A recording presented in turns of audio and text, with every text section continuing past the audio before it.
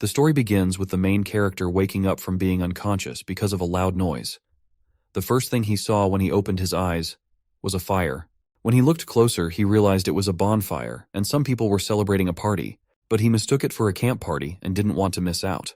Suddenly, he smelled roasted lamb, which made him even more determined to join the party, as it had both food and beautiful ladies. The moment he tried to run toward them, he fell to the ground and noticed he was tied with a rope.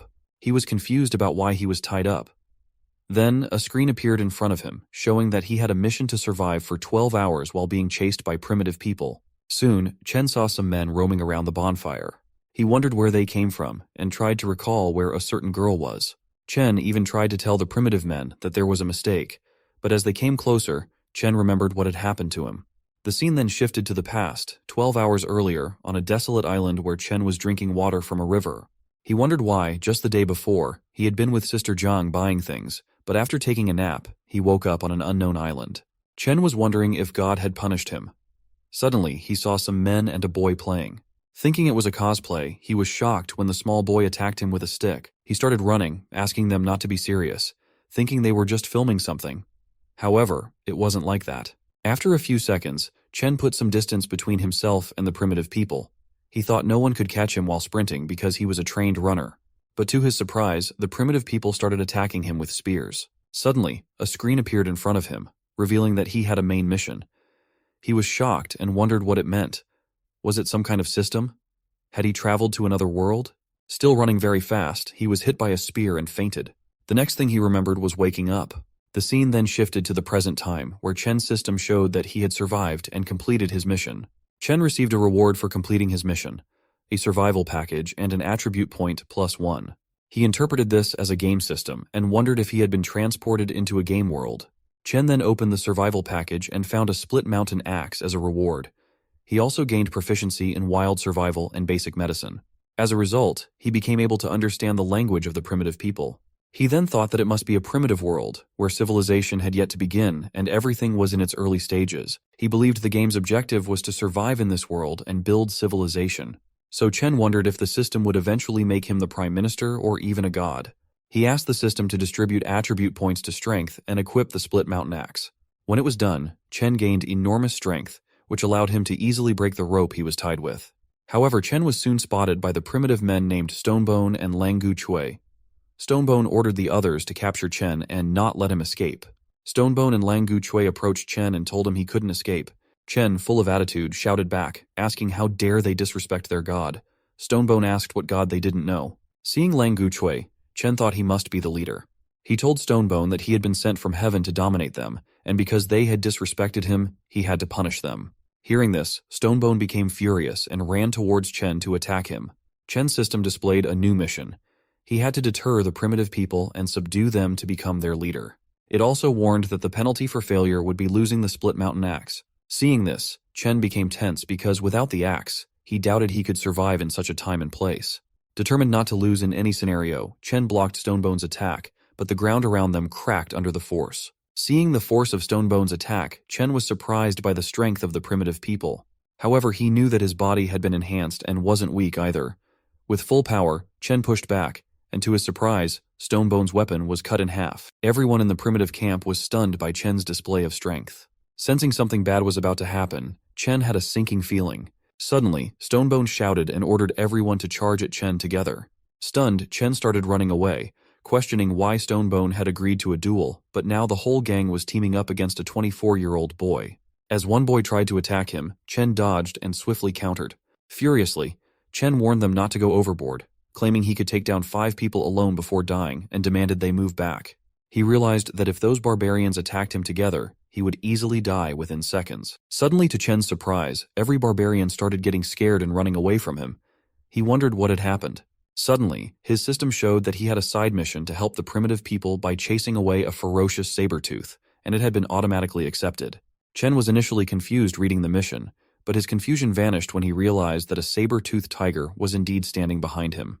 The moment Chen saw it, he started running to save himself. The tiger chased Chen relentlessly, attacking him as he ran. Chen was tense, wondering why everyone seemed to want to eat him. He couldn't understand why the system would give him a mission like that.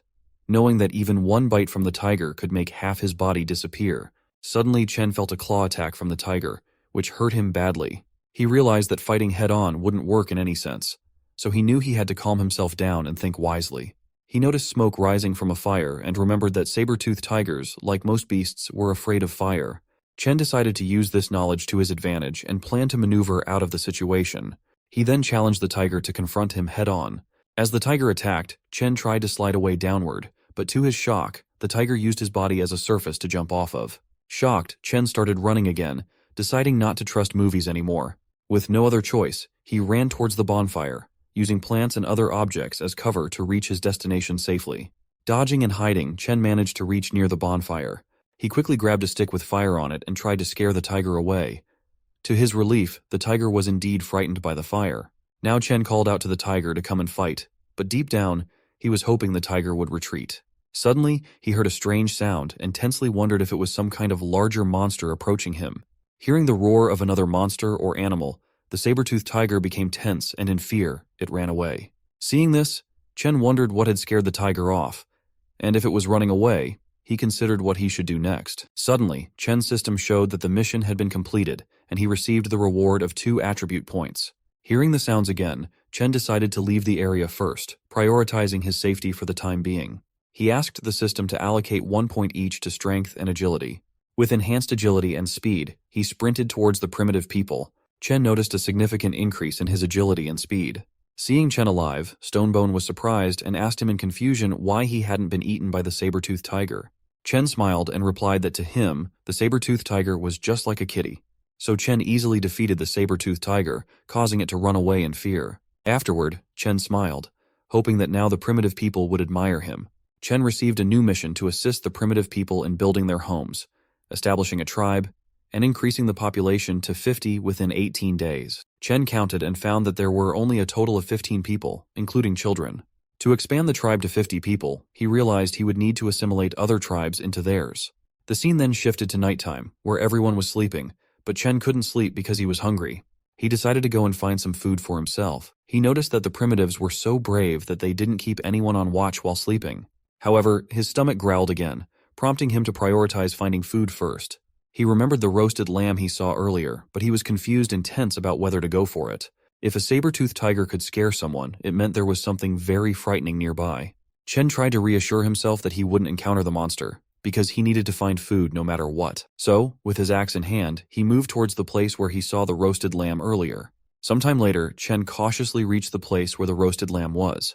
He approached carefully, mindful of any dangers. As he got closer, he noticed there were other prey animals nearby. Now that he was a leader, he knew he couldn't only think about himself. So he gathered all the other prey animals. On his way back, he had a strange feeling and suddenly fell into a pit. Furiously, he shouted about who dug the hole there. However, upon closer inspection, he realized it wasn't a hole at all, but rather huge footprints left by a monster or a large animal, like a dinosaur. He then thought that after encountering the saber-toothed tiger, he should have realized this wasn't just a barbaric place, but an era where history's scariest and deadliest creatures lived. He quickly decided to find a safe place for everyone, knowing he couldn't delay for long. The next morning, the primitives were fighting over the food. Seeing this, Chen became frustrated and shouted at everyone to stop snatching food from each other. He realized that the primitives still didn't understand modesty or economy, and he knew he had many things to teach them. Chen then announced that the current food would be given priority to the hunters who had joined him on the hunt that day. Stonebone added that they usually took turns hunting, and the previous day it had been him, Gun, and Huang Shi. Now it's Lu Ting, Heiju Jiao, and Lang Gu Chui's turn for the present-day hunt. Stonebone suggested that everyone wanted to come if their king was going. Everyone agreed with Stonebone, but Chen noticed the boy named Sam who had attacked him the previous day. Chen thought that Sam might be afraid he was holding a grudge against him, so he decided he needed to find a way to cheer Sam up. Chen announced to everyone that whoever wanted to could come with him, as he was searching for a place to build them a home. Hearing this, a girl named Mia came forward and asked what home meant. Chen explained that home was where they would live together as a community, much like how tree roots provide nourishment and security for current and future family members. Hearing this, Mia happily came and hugged Chen, asking if she could live with their king. Chen responded warmly, saying that everyone would be part of one big family in the future, and they would all live together. Mia got excited and started saying that the king was willing to live with her and have kids. Stonebone asked Chen where they were going to build their home. Chen gathered everyone and explained that they needed to find open land with mountains to the north and rivers to the south. And in that way, they would have access to drinking water, irrigation for farming, firewood, and stone materials for construction. It would also establish a relatively secure zone, reducing their risk of being attacked. He also mentioned that they could find enough seeds and wood for farming and building houses in the new location. Chen then thought it would be best if the settlement was near the seaside, as the delta could provide fertile land and a favorable environment for learning to navigate the sea in the future. Sam responded that he knew where the place Chen was mentioning was located. Chen was pleased and asked Sam if he could lead them there. Sam responded that the place wasn't very far, but he suggested they not go because there was a herd of cows that wasn't easy to deal with. Hearing this, Chen wondered why they should be afraid of cows, since they could provide rich meat and other domestic products. So Chen decided that the herd of cows would be their prey, and he asked everyone to get ready as they were heading east towards their new home.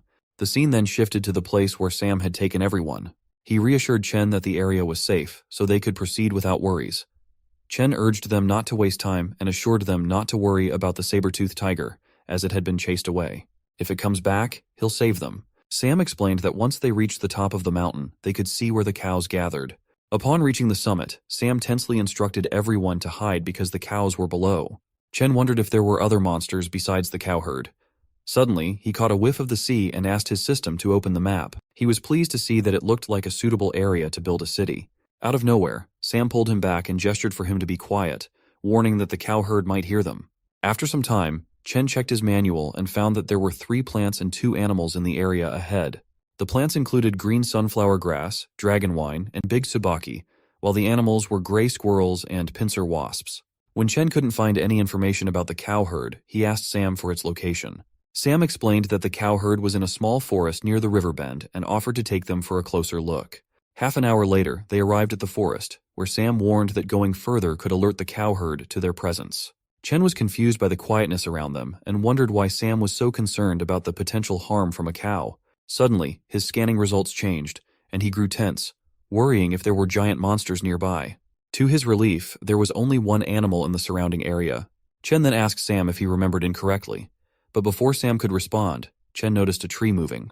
Sam told Chen to look up, and when Chen did, he was shocked and wondered what type of monster it was. Upon checking the system, it showed that it was an iron black horn cow. Stonebone tensely asked Chen if they were really going to hunt that cow, hiding behind in fear. Chen responded tensely with a yes and instructed them to lay an ambush there while he went to assess the situation. Others were amazed by Chen, thinking he was so cool. However, behind the tree, Chen was crying, wondering why it had come to this because he didn't want the tribe to die. Now he had to rely on his agility attribute. He then checked and noticed that even the cow's arms were bigger than him, so he tried to find the smallest one. Calmly, Chen attempted to greet it, but upon seeing Chen, the cow's facial expression changed and it started roaring at him. Just as he approached, the entire herd of cows started chasing Chen. He swam across the river to the other side, crying out for them not to chase him. Meanwhile, the tribes misunderstood, thinking their leader Chen was bravely provoking the entire herd to keep them safe. They discussed it among themselves while Chen, without hesitation, leaped off the ridge and landed on it. Suddenly the ridge shook, leaving Chen to wonder what was happening. Looking down, he saw that a cow had crashed into the mountain because it couldn't stop itself. Chen got an idea of how to knock them all down because he noticed that the cows were unable to climb such heights. When they returned, Chen pondered what to do because he couldn't descend with the aggressive cows waiting below. So he had no choice but to climb upward. Chen managed to ascend, and upon reaching the top, he was stunned by the view. It was exactly what he had hoped for. He decided to build an entire empire in that perfect spot and felt elated that his journey had finally begun. On the other side, Sam noticed that the cow herd was retreating, so he wondered why it was happening and where their king was. Stonebone speculated whether their king had been crushed by the cows, so he climbed a tree to check, intending to retrieve Chen's axe. But as soon as he stepped onto the tree, Chen's axe came flying and landed beside him in the tree. Stonebone was stunned, and Chen praised him for his boldness in assuming their king had died. Sam and the others were relieved to see Chen alive. Stonebone asked if the cows were very strong. Chen replied that he planned to use cow meat as a nutritional supplement for his body, and asked if they also wanted to try it. Stonebone and Sam declined, saying they weren't a match for those cows, and even if they could defeat them, they wouldn't eat the meat. Chen furiously asked if they hadn't heard what he said, insisting that they just needed to answer his question. They all got scared and agreed that they wanted to eat it. Chen shared that he would teach them how to make weapons and how to hunt using them. He planned for them to return in 3 days to hunt down the cows. In the next scene, Chen cut a tree in half with one slash. Everyone was amazed at his strength, but Stonebone stepped forward and asked Chen why he cut down the tree since it didn't bear any fruit. Chen explained that they would use the tree to make weapons, so they should pay attention to what he was going to do. He instructed them on how to make spears from wooden sticks. Chen noticed that he had a technology attribute bonus when crafting weapons. Chen showed them how to use the spear for hunting by demonstrating how to throw it. The tribes were amazed because in the past, they had always gathered wood but never realized it could be used in such a powerful way. Excitedly, they all expressed their eagerness to try using the spear. Chen asked Stonebone to go first. While Stonebone practiced with the spear, Chen went on to make more spears. Within a few hours, all the tribes started practicing with the spears. While they were practicing, Chen challenged Lu Ting and Heiju Jiao to come at him together for a fight. Both of them charged furiously and attacked Chen, but he easily dodged their attacks. Chen then counterattacked, knocking out Heiju Jiao. Lu Ting, furious, attacked again, and this time some blood was drawn. Everyone was stunned. Chen told Lu Ting that if it had been the sharp side of the spear, he would have been dead by now. Lu Ting shouted that their king was a god and they couldn't defeat him. Chen explained that they were relying on brute force instead of technique, emphasizing that the spear's advantage lay in its tip. He instructed them to use the sharp edge to aim precisely at enemies or prey. Chen asked them to start practicing by focusing first on throwing. He set up a target and asked them to throw at it from a distance. Everyone tried one by one, but no one was able to hit it. Chen thought that maybe no one had any talent at all, and he felt he had been too hasty in his judgment. Suddenly, out of nowhere, a spear hit the target. Chen was surprised to see it, and the others were shocked that someone had actually hit it. Chen turned around and saw that Huang Shi was standing there. Chen asked Huang Shi if he was the one who threw the spear. Huang Shi asked if he had won. Chen replied with a yes and gave him 2 spears as a gift. Suddenly, someone came and told Chen that a beast was approaching them. Chen asked everyone to be ready for the fight, but deep down, he was happy that he could use this hunt to gain them some experience. A beast emerged from the forest and roared in front of everyone. Chen jumped towards the beast, shouting that they were going to have it as their dinner for the night. The fight started, and Chen instructed everyone to listen to his commands, circle around the beast, and wait for his orders. He then attacked the beast, and as he did, the beast's speed slowed down. Chen asked Stonebone and Huang Shi to throw their spears from the backside. As they attacked, the beast became furious and forcefully pushed Chen back, breaking his spear. Chen knew he needed to act quickly. But before that, Huang Shi threw the spear, and it perfectly targeted the beast's mouth. Chen was impressed by Huang Shi's accuracy. Gradually, everyone started throwing spears at the beast, and Sam was waiting above, sitting in a tree. Due to the onslaught of attacks, the beast tried to flee, but Chen blocked its path and instructed Sam to attack. Sam jumped towards the beast and thrust his spear into its head. The beast became even more furious and entered a berserk mode. Everyone tensed up at the sight of the berserk beast. Sam was in danger, still holding the spear he had used to attack. Chen ran towards the beast and leaped to strike with his axe. There was a sudden blast, and the entire area filled with smoke.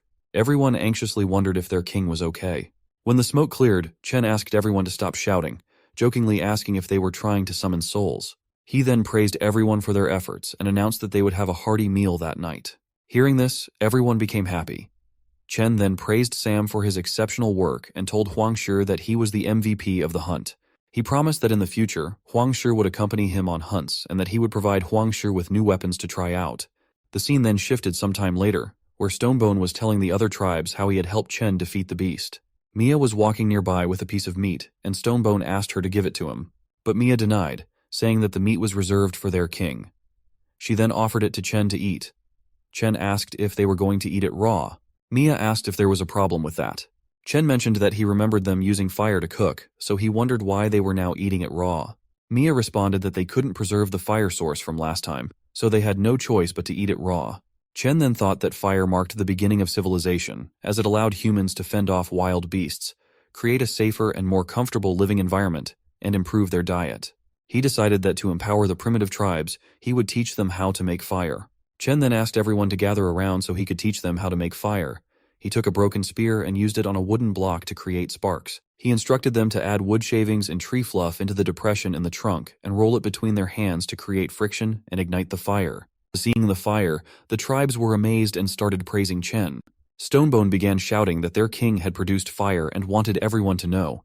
But Chen angrily grabbed him and told him to shut up, emphasizing the importance of maintaining a low profile. Chen received a reward of 10 technology points, and he realized that earning technology points was relatively easy, although he didn't initially know their use. Upon investigation, he discovered that technology points could be used to identify hereditary plaques, with each identification consuming 10 technology points. While Chen was pondering over the technology points, Sam approached and informed him that while they were dividing the meat, he noticed traces of nursing on the wild boar. He suspected that there might be cubs nearby, and upon searching the nearby areas, he actually found them. Suddenly, Chen received a side quest to fence in the wild boar cubs and domesticate them. The system asked Chen if he wanted to accept the quest. Chen then asks Mia and Sam to go together and bring back the boar cubs. He tells them to be careful and not hurt the cubs because he wants all of them. Mia holds Sam's hand, and they run to where the boar cubs are. Chen thought of making a pigsty before they returned, so he went and asked Stonebone to come after eating because he had some work for him.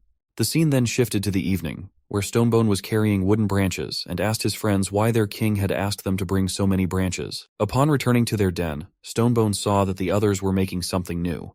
Confused, he asked Huangshi what they were doing. Huangshi responded that the king called it a grass rope, and it was sturdier than the vines they used before. He also explained the process. They had to smooth out the straw and then weave it into ropes by crossing. Stonebone got frustrated because he didn't understand what was going on. Chen asked Stonebone not to just stand there and to bring the branches to him. He then told everyone to pick up the branches and tie the grass ropes in a specific way. They needed to make at least 5 of those wooden frames. Then he asked them to insert the wooden frames into the pits he had prepared. After that, they were to bind the frames together at the top to form the shape of a cage and cover them with straw in an orderly manner. As soon as it was ready, the entire tribe rushed inside the pigsty and started fighting, each wanting to live there and have children with the king. Seeing them, Chen got tense and said that the pigsty wasn't for them. Just then, Sam and Mia returned with the cubs. Chen asked Sam to put the cubs in the pigsty he had made. Hearing this, Stonebone ran towards Chen, crying and shouting that he couldn't do that. Stonebone again asked Chen how such a good nest could be given to those wild boars. Agun also hugged Chen, agreeing with Stonebone and saying they all wanted to live in that nest. Stonebone added that they wanted a home where they could cuddle with the king. Hearing that, Chen furiously threw them away, saying he didn't want to cuddle with a man. He then stated that he didn't care if they wanted to live in the pigsty, but when they built comfortable houses, neither of them would have a place in them. Agun was stunned upon hearing it and suggested that if there was a better nest available, he didn't mind living elsewhere and Chen could let Stonebone live in it. However, Stonebone also refused to live in the pigsty. Chen then instructed Sam to put all the boars in the pigsty. Huangshi came to Chen and asked why they needed to care for those wild boars if they were meant to be their food. Chen responded by asking if they didn't want to have plenty of food to eat without hunting. Huangshi was happy to hear it and responded with a yes. Chen explained that by raising those cubs and having them produce more piglets, they could secure a stable food source. Chen received his reward for completing the quest of taming the beasts. Upon opening it, he found a packet of salt from the supply chest and learned recipes for fried eggplant, stir-fried peanuts, fried eggs, roast lamb legs, and stir-fried clams. Confused by the rewards, Chen wondered if the system was suggesting he become a chef, considering their underdeveloped technology. His system indicated that completing these recipes could unlock special rewards. Seeing the recipes, Chen decided to give cooking a try. Late at night, everyone else was asleep except for Chen and Sam. Chen praised Sam for his daily hard work. Sam responded that he felt he had caused trouble for their king when they captured him, so he believed it was better for him to endure some hardships. Chen hugged him and laughingly reassured Sam that he held no grudges against him. He then asked Sam if there were any other tribes living nearby like theirs. Sam responded that they had encountered a few other tribes, but they were all unfriendly and looked quite different from them. Chen asked Sam to tell him more about where these tribes were located. Sam shared that he knew about 3 different clans nearby: the Coconut Grove clan, the Bay clan, and the Giant Stone clan. He mentioned they were located at a considerable distance, requiring at least a day and night of travel to reach their territories. Chen asked Sam to provide details about each of the clans. Sam shared that the Coconut Grove clan had around 30-40 members who disliked conflicts and were skilled in long journeys. Their leader was a formidable woman. Sam then described the Bay clan, noting that it also consisted of 30 to 40 members who looked terrifying. He mentioned that the Bay clan was known for constantly engaging in internal conflicts. Lastly, Sam talked about the Giant Stone clan, which was the most powerful with the largest population. They typically resided on a mountain in the southwest and only occasionally came down for activities. Sam mentioned that he had heard the leader of the Giant Stone clan possessed divine power and could defeat a tiger with bare hands. After hearing about everyone, Chen thought that if Sam's intel was correct, then the Coconut Grove clan would be the most ideal first target for assimilation. He reasoned that with the other groups full of complexities and potential conflicts, he would need to find a peaceful way to conquer them. Suddenly feeling someone behind him, Chen turned and found Mia hugging him from behind. She asked why he hadn't slept yet and if he wanted to do something exciting with her. Tensely, Chen responded with a no. Mia sat on the ground in a weird position and asked if she looked like a kitty. Chen felt tense and quickly took Sam by the hand, running away. He said that it seemed like Sam needed his help with something, so he would talk with her later. Mia felt a little sad by Chen's action. The scene then shifted to the next morning, where Chen and Sam were waiting for the Bay Clan people to arrive near the seaside. The Bay Clan people arrived at the seaside to hunt a dodo bird. Chen felt a little happy that they had come after waiting all night. However, he noticed that the Bay Clan members started fighting amongst themselves over the bird. Chen wondered if they could absorb the Bay Clan, not only to increase their numbers, but also to secure resources like the dodo birds. Sam responded that their numbers were not even half of those in the Bay Clan, so they couldn't win in a fight. Chen then thought that if they had powerful weapons, maybe they could win, but first, they would have to deal with the herd of cows. Afterward, they could use the new resources to craft even more powerful weapons and equipment. So they headed back to their den, and everyone became happy upon seeing Chen return. Stonebone shared that they had thought their king had abandoned them. Chen apologized to everyone for making them worry and explained that they had a lot to do. He asked Stonebone to practice throwing spears and instructed Huang Shi to be in charge of teaching them throwing skills. Chen gave Huang Shi one day to make them as proficient as possible. Suddenly, Mia arrived and showed a leaf, mentioning its comfort for wiping after going to the bathroom. Chen replied that he needed help sharpening the wooden spears, so Mia should gather all the women and collect some rocks. The scene then shifted after some time, where Mia returned with the other ladies carrying rocks in their hands. Mia asked if the rocks were okay. Chen responded affirmatively and explained that they needed to rub the stones on the whetstone until a sharp edge or point was obtained. Then tie the stone onto a wooden stick with rope, and there they have it. A wooden stone axe. The girls were amazed by it, but Chen was furious when he received only 1 point as a reward. Chen then instructed them to follow his directions and show what they had made. Mia asked Chen to look, as she had already created one. When Chen looked, he saw that Mia had made a dual-edged axe, so he praised her for it. Mia was happy to hear the praises, and then Chen unlocked a new hidden feature called Talent Discovery. When Chen looked at Mia, his system indicated that she had a talent for tool building. Mia noticed Chen staring at her, so she asked him embarrassingly why he was looking at her. Chen didn't respond to her question and instead instructed the ladies to build as many spears and axes as they could. Gradually, they managed to create a total of 30 spears and axes. Chen praised Mia for creating more than half of the total weapons. Suddenly, he noticed that her hands were scratched and injured from rubbing the stones. Seeing Chen show concern for her, Mia blushed. At that moment, other girls also came and asked if Chen cared about them too. Chen responded that it's not what they think, but they got very close to him. He quickly ran away from there, declaring that it was enough for the day and that everyone could take a break. As he headed toward where the men were training and practicing, he suddenly got attacked with a log of wood, but somehow he dodged it and realized it was part of the tribe's training regimen, with Huang Shi teaching them well. Chen then asked Huang Shi about their progress. Huang Shi responded that everyone had made significant progress and could now easily hit their targets. Chen's talent discovery screen showed that Huang Shi was a throwing master. Huang Shi shared that Lu Ting had great strength but struggled with the timing of throws, and he could only unleash his potential when teamed up with Stonebone. Huang Shi also mentioned that Lang Gu Chui was the first to master the technique. What surprised him the most was the effectiveness of the yellow stone and wolfbone hammer. Individually, they were ordinary, but when used together as a team, they alternately threw 4 spears and scored the highest points. Chen was happy to hear it, thinking that now they could easily deal with the horde of black bulls. Stonebone asked if Chen was sure about it.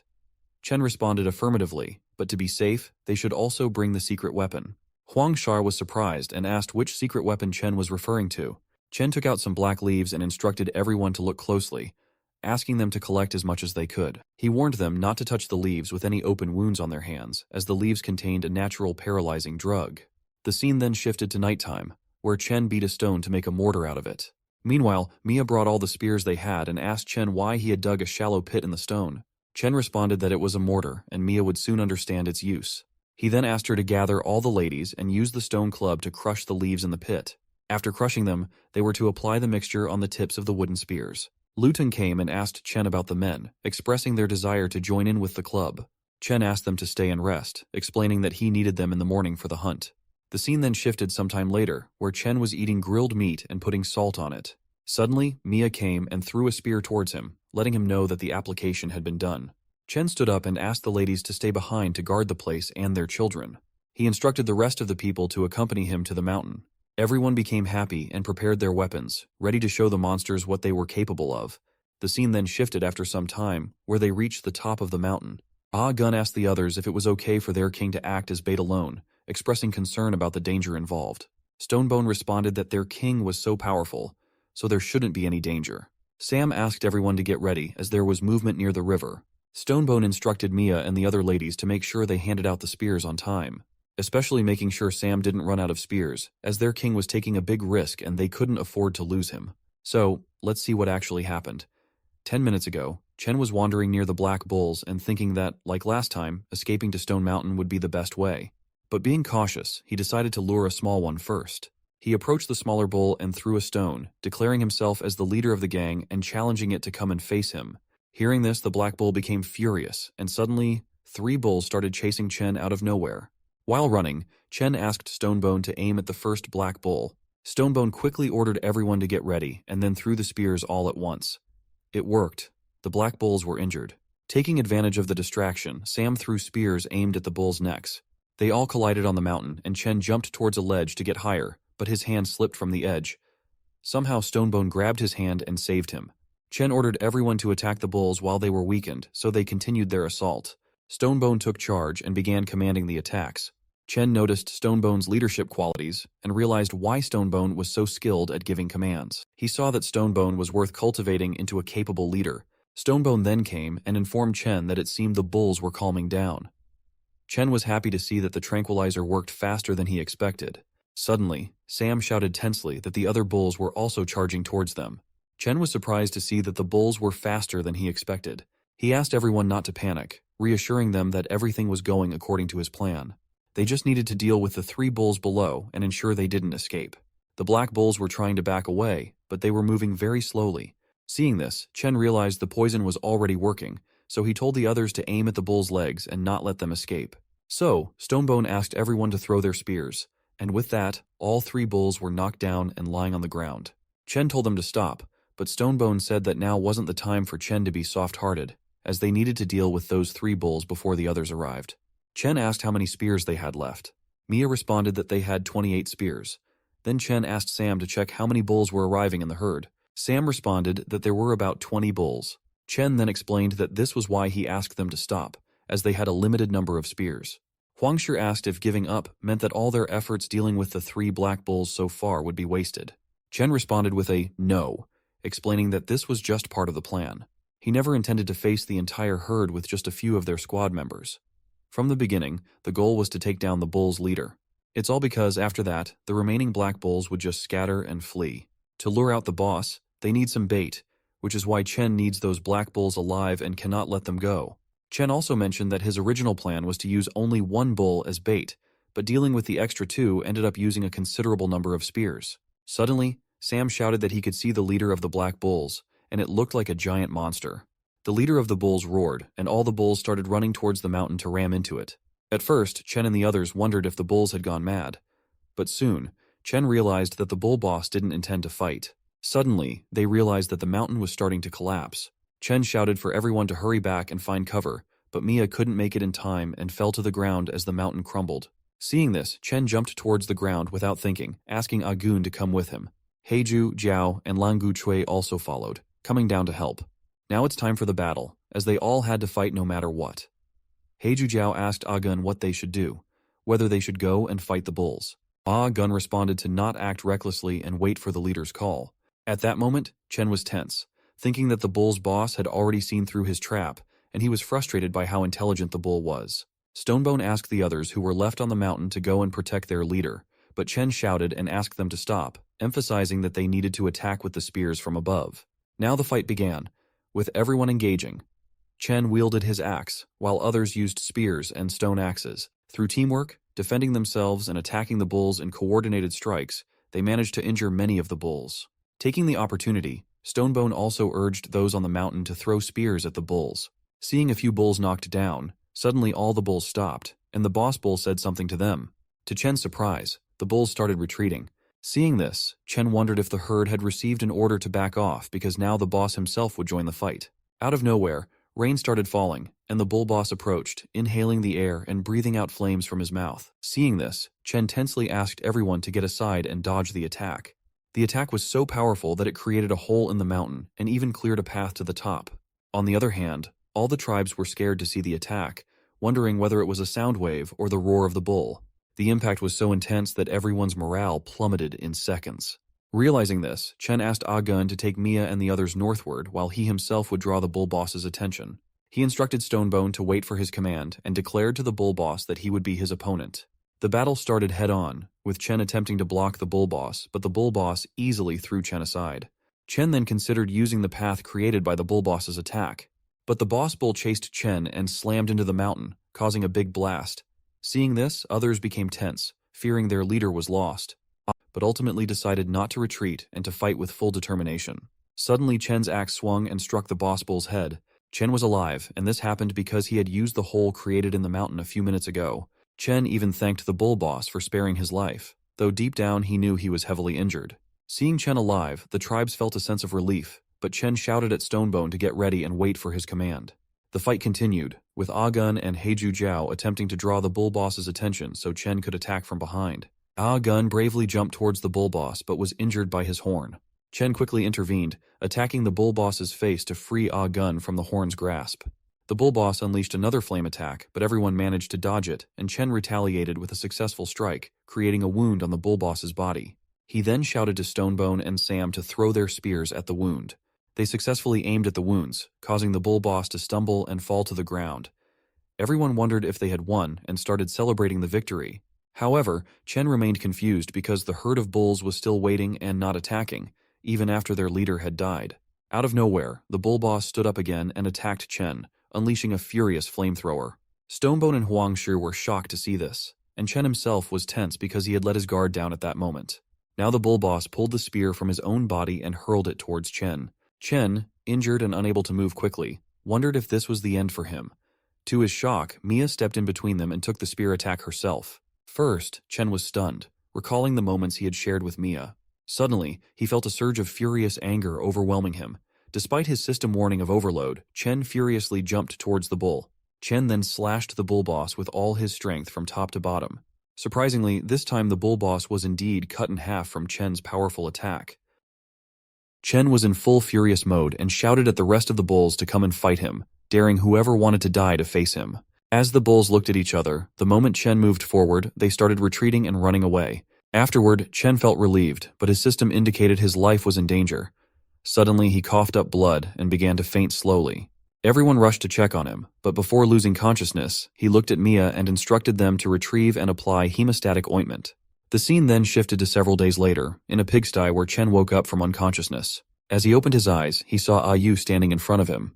Chen first asked if it was the pigsty he had set up, but Ayu denied it, explaining that they had moved to this place after driving away the bulls, and the shed was built for him. She then asked him to lie down while she went to inform everyone that he had woken up. Chen asked Ayu to first tell him about Mia and Lang Gu Chui.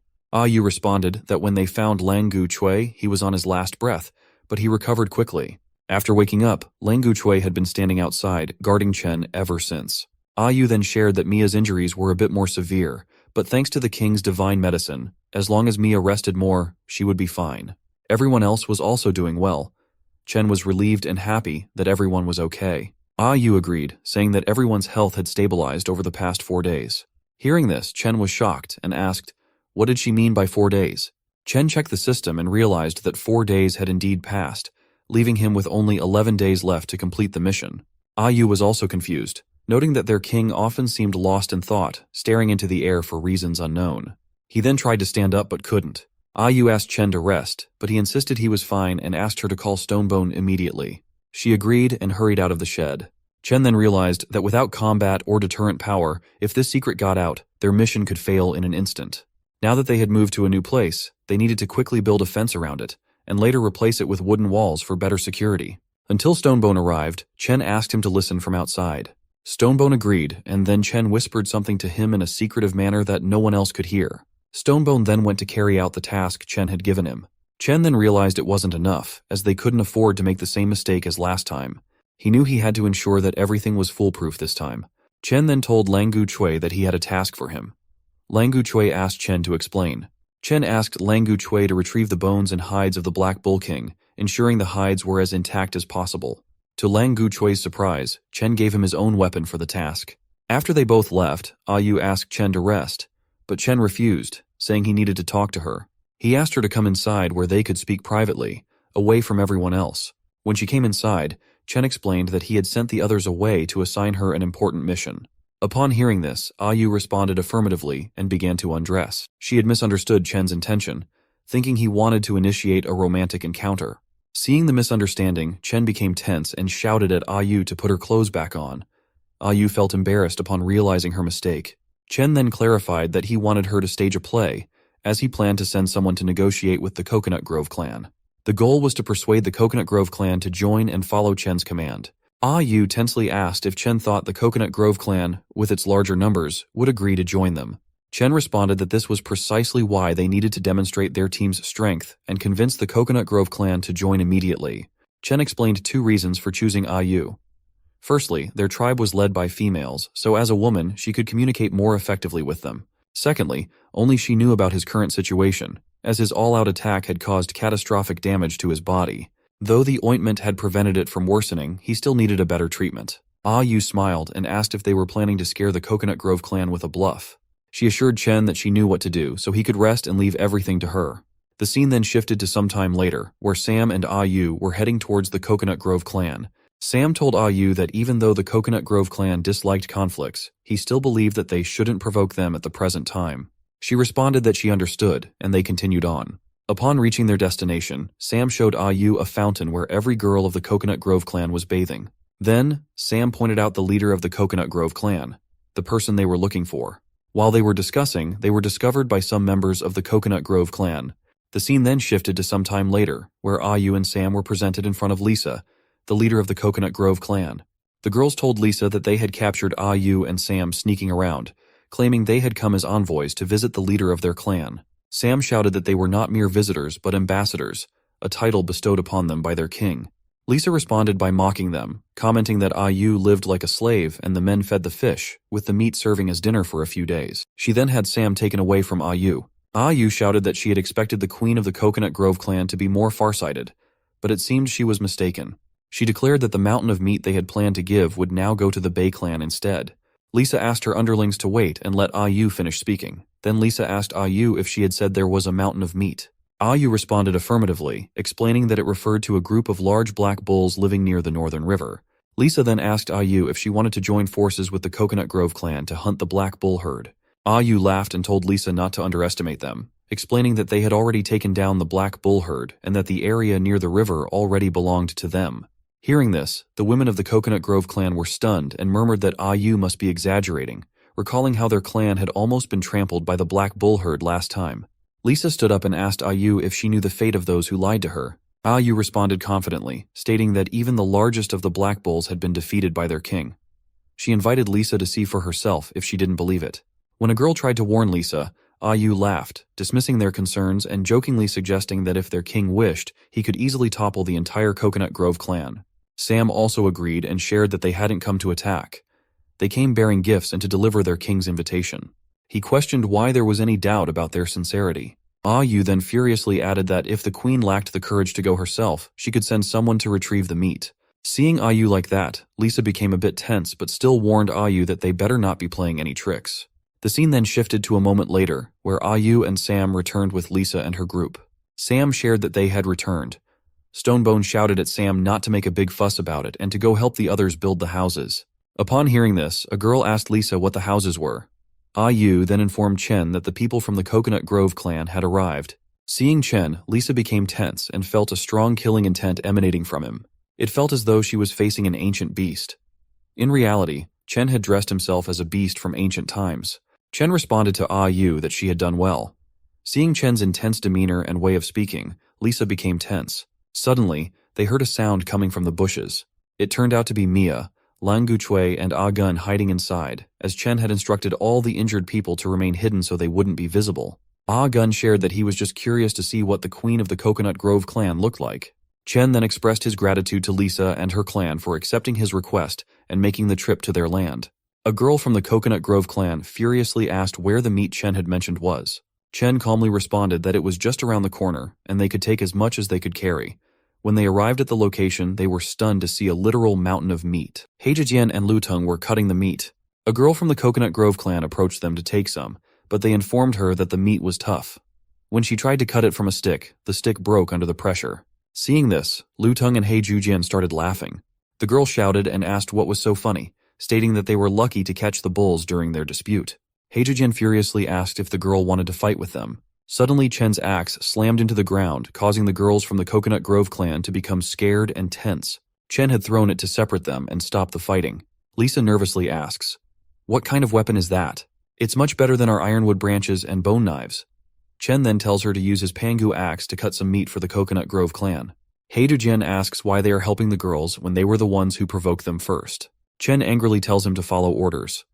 Reluctantly, Heijujin does the task, telling the girls they are lucky. Chen tells Lisa that he will make sure she can take the meat without any trouble, as he always keeps his word, and it's his principle. Lisa nervously asks how he managed to conquer that herd of bulls. Chen responds that it depends on future developments, whether it's mutual understanding or personal experience.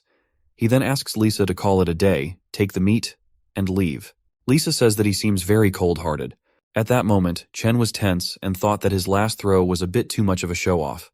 If it weren't for the bull leather bandage, his wound would probably start bleeding again. Suddenly, it started bleeding a little, and Chen became worried about what to do next. To his relief, Ah Yu distracted Lisa, giving Chen time to hide his bleeding wound. Ah Yu told Lisa that they have some strong weapons that she could give to the Coconut Grove clan, but Lisa turned back and declined, saying that those types of weapons were not suitable for them. She told Chen that they also have some powerful weapons they hadn't shown him and hoped they wouldn't have to use them someday. Lisa then told her clan members to take whatever they could and head back. Ah Yu told them that if it wasn't enough, they could come back, but it would be better to come earlier as the other clans also needed their share. While on the way back, Lisa asked how the investigation was going. Suddenly, some more girls appeared and reported to the queen. It turns out that Lisa had secretly assigned some girls to observe everything while staying hidden. The girl named Maya shared that they found the boys building something called a house, and inside there might be some boars, as they occasionally heard their growls. Upon hearing this, Lisa was stunned and wondered if Chen had actually built such a good dwelling for boars. Maya also shared that what was even more incredible was that Chen's clan had mastered the power of the fire god. Lisa responded that it was impossible. Maya explained that they saw them create fire out of thin air to roast the meat. Maya tried to say something more but hesitated. Lisa urged her to speak up and not hesitate. Maya shared that Chen's clan consisted of just a little over 10 people in total, including a few children and some old men. She also mentioned that she believed Chen's clan intentionally concealed their true population size. Lisa asked Maya why she didn't search more carefully. Maya responded that since the nearby trees had been cut down, they couldn't get close without risking exposure. Therefore, they could only hide in the woods and observe from a distance. Lisa responded with an okay and suddenly started whipping them with a whip. She then warned that if they dared to make excuses again next time, the consequences wouldn't be as simple as a whipping. Maya bowed down and thanked Lisa for not punishing them more severely.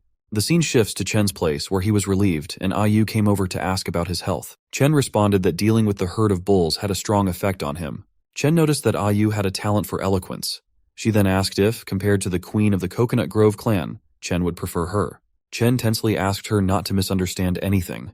Chen then asked Ayu to let the guys who were hiding outside come in and assist him in continuing to recover. He also mentioned that he would have Lang Guchui guard the entrance until he fully recovered. Ayu responded with an okay and then mentioned that Chen was looking very cool. Upon hearing this, Chen became embarrassed and blushed. Suddenly, Sam arrived and said that Chen was truly amazing because the Coconut Grove clan had indeed set up observation posts around their camp, just as Chen suspected. Chen asked Sam about the other task he had assigned. Sam responded that it was done, explaining that the Coconut Grove clan only saw what Chen wanted them to see and didn't see what they shouldn't. Chen then praised Sam for his hard work. Sam became happy and responded that it was nothing, mentioning that he was now going to help Stonebone and the others build the house. After Sam left to help, Ayu asked Chen whether he thought the Coconut Grove clan would truly join their clan voluntarily. Chen responded that it was too early to say, as the plan was only halfway done. He suggested that when the Coconut Grove clan visited again next time, they could proceed with the second half of the plan. Chen then went to rest in his shed and checked his supplies, realizing he only had 11 days left and not enough time to fully recover from his injuries. He asked the system to open the warehouse and found that he only had a packet of salt and 1 tube of hemostatic ointment left for use. Chen's system showed that his axe had been upgraded to the axe of Pangu. Shocked, Chen wondered when his axe had been upgraded. He became even more tense, realizing he had overlooked it when he handed it to Lang Guchui in the morning. He then checked his spears, and the activation condition displayed on the screen was blood sacrifice. Chen thought it must have been activated when he got injured in the battle. From the description, it seemed using creating the world must be timed correctly. It couldn't be too early or too late. He then wondered if any other weapons also had hidden attributes like his axe. However, he soon dismissed the thought because the activation conditions must be different for each weapon. Chen decided to leave it to fate. He then checked the remaining items and saw the hemostatic ointment, but there was only enough left for one use. Chen decided to save it for a critical moment. Otherwise, he could rely on swinging the axe to hunt all the creatures nearby. Chen thought that the meat the Coconut Grove clan had taken would be enough for 2 days, and time was limited, so he had to rely on Sam for now. He asked Lang Gu Chui to call Sam as he had some work for him. After some time, Sam arrived and asked what happened. King. Chen asked Sam if he remembered those black bulls they had driven away, and told him he had 2 days to find them and come back to report. Upon hearing the task, Sam immediately started running to complete it, shouting that he would return very soon after finding the black bulls. Meanwhile, Chen thought that everyone was working hard, so he decided to prepare some gifts for all the clan members. While Sam searched for the remaining black bulls, Chen worked on making the gifts. After 2 days, Chen checked the screen and saw that there were now 9 days left to complete the mission. He also received some technical points for creating a stone spearhead, a bone whistle, and a bullhorn water flask. Chen thought of giving the whistle to Stonebone, making it convenient for him to command during battles or hunting. The stone spearheads could enhance the killing power of a wooden spear, increasing their chances of victory if conflict arose with the Coconut Grove clan. Lastly, the bullhorn water flask would be for Sam. Suddenly, Ayu came and told Chen that there was good news. Their houses were built. Chen asked her to let's go and see the house. When Chen arrived to see the house, Stonebone happily showed him their creations, after which Stonebone shouted and asked if it wasn't cool, right? Chen didn't like it much, but for the time being, he responded with a yes. Hearing this, everyone became happy because now they didn't have to live in cages or search for branches anymore. Everyone was getting happy, but Chen was still a bit frustrated. Nonetheless, Stonebone went ahead and put the straw door in place, completing everything. The moment they placed the door, Chen received 10 technical points for building the house.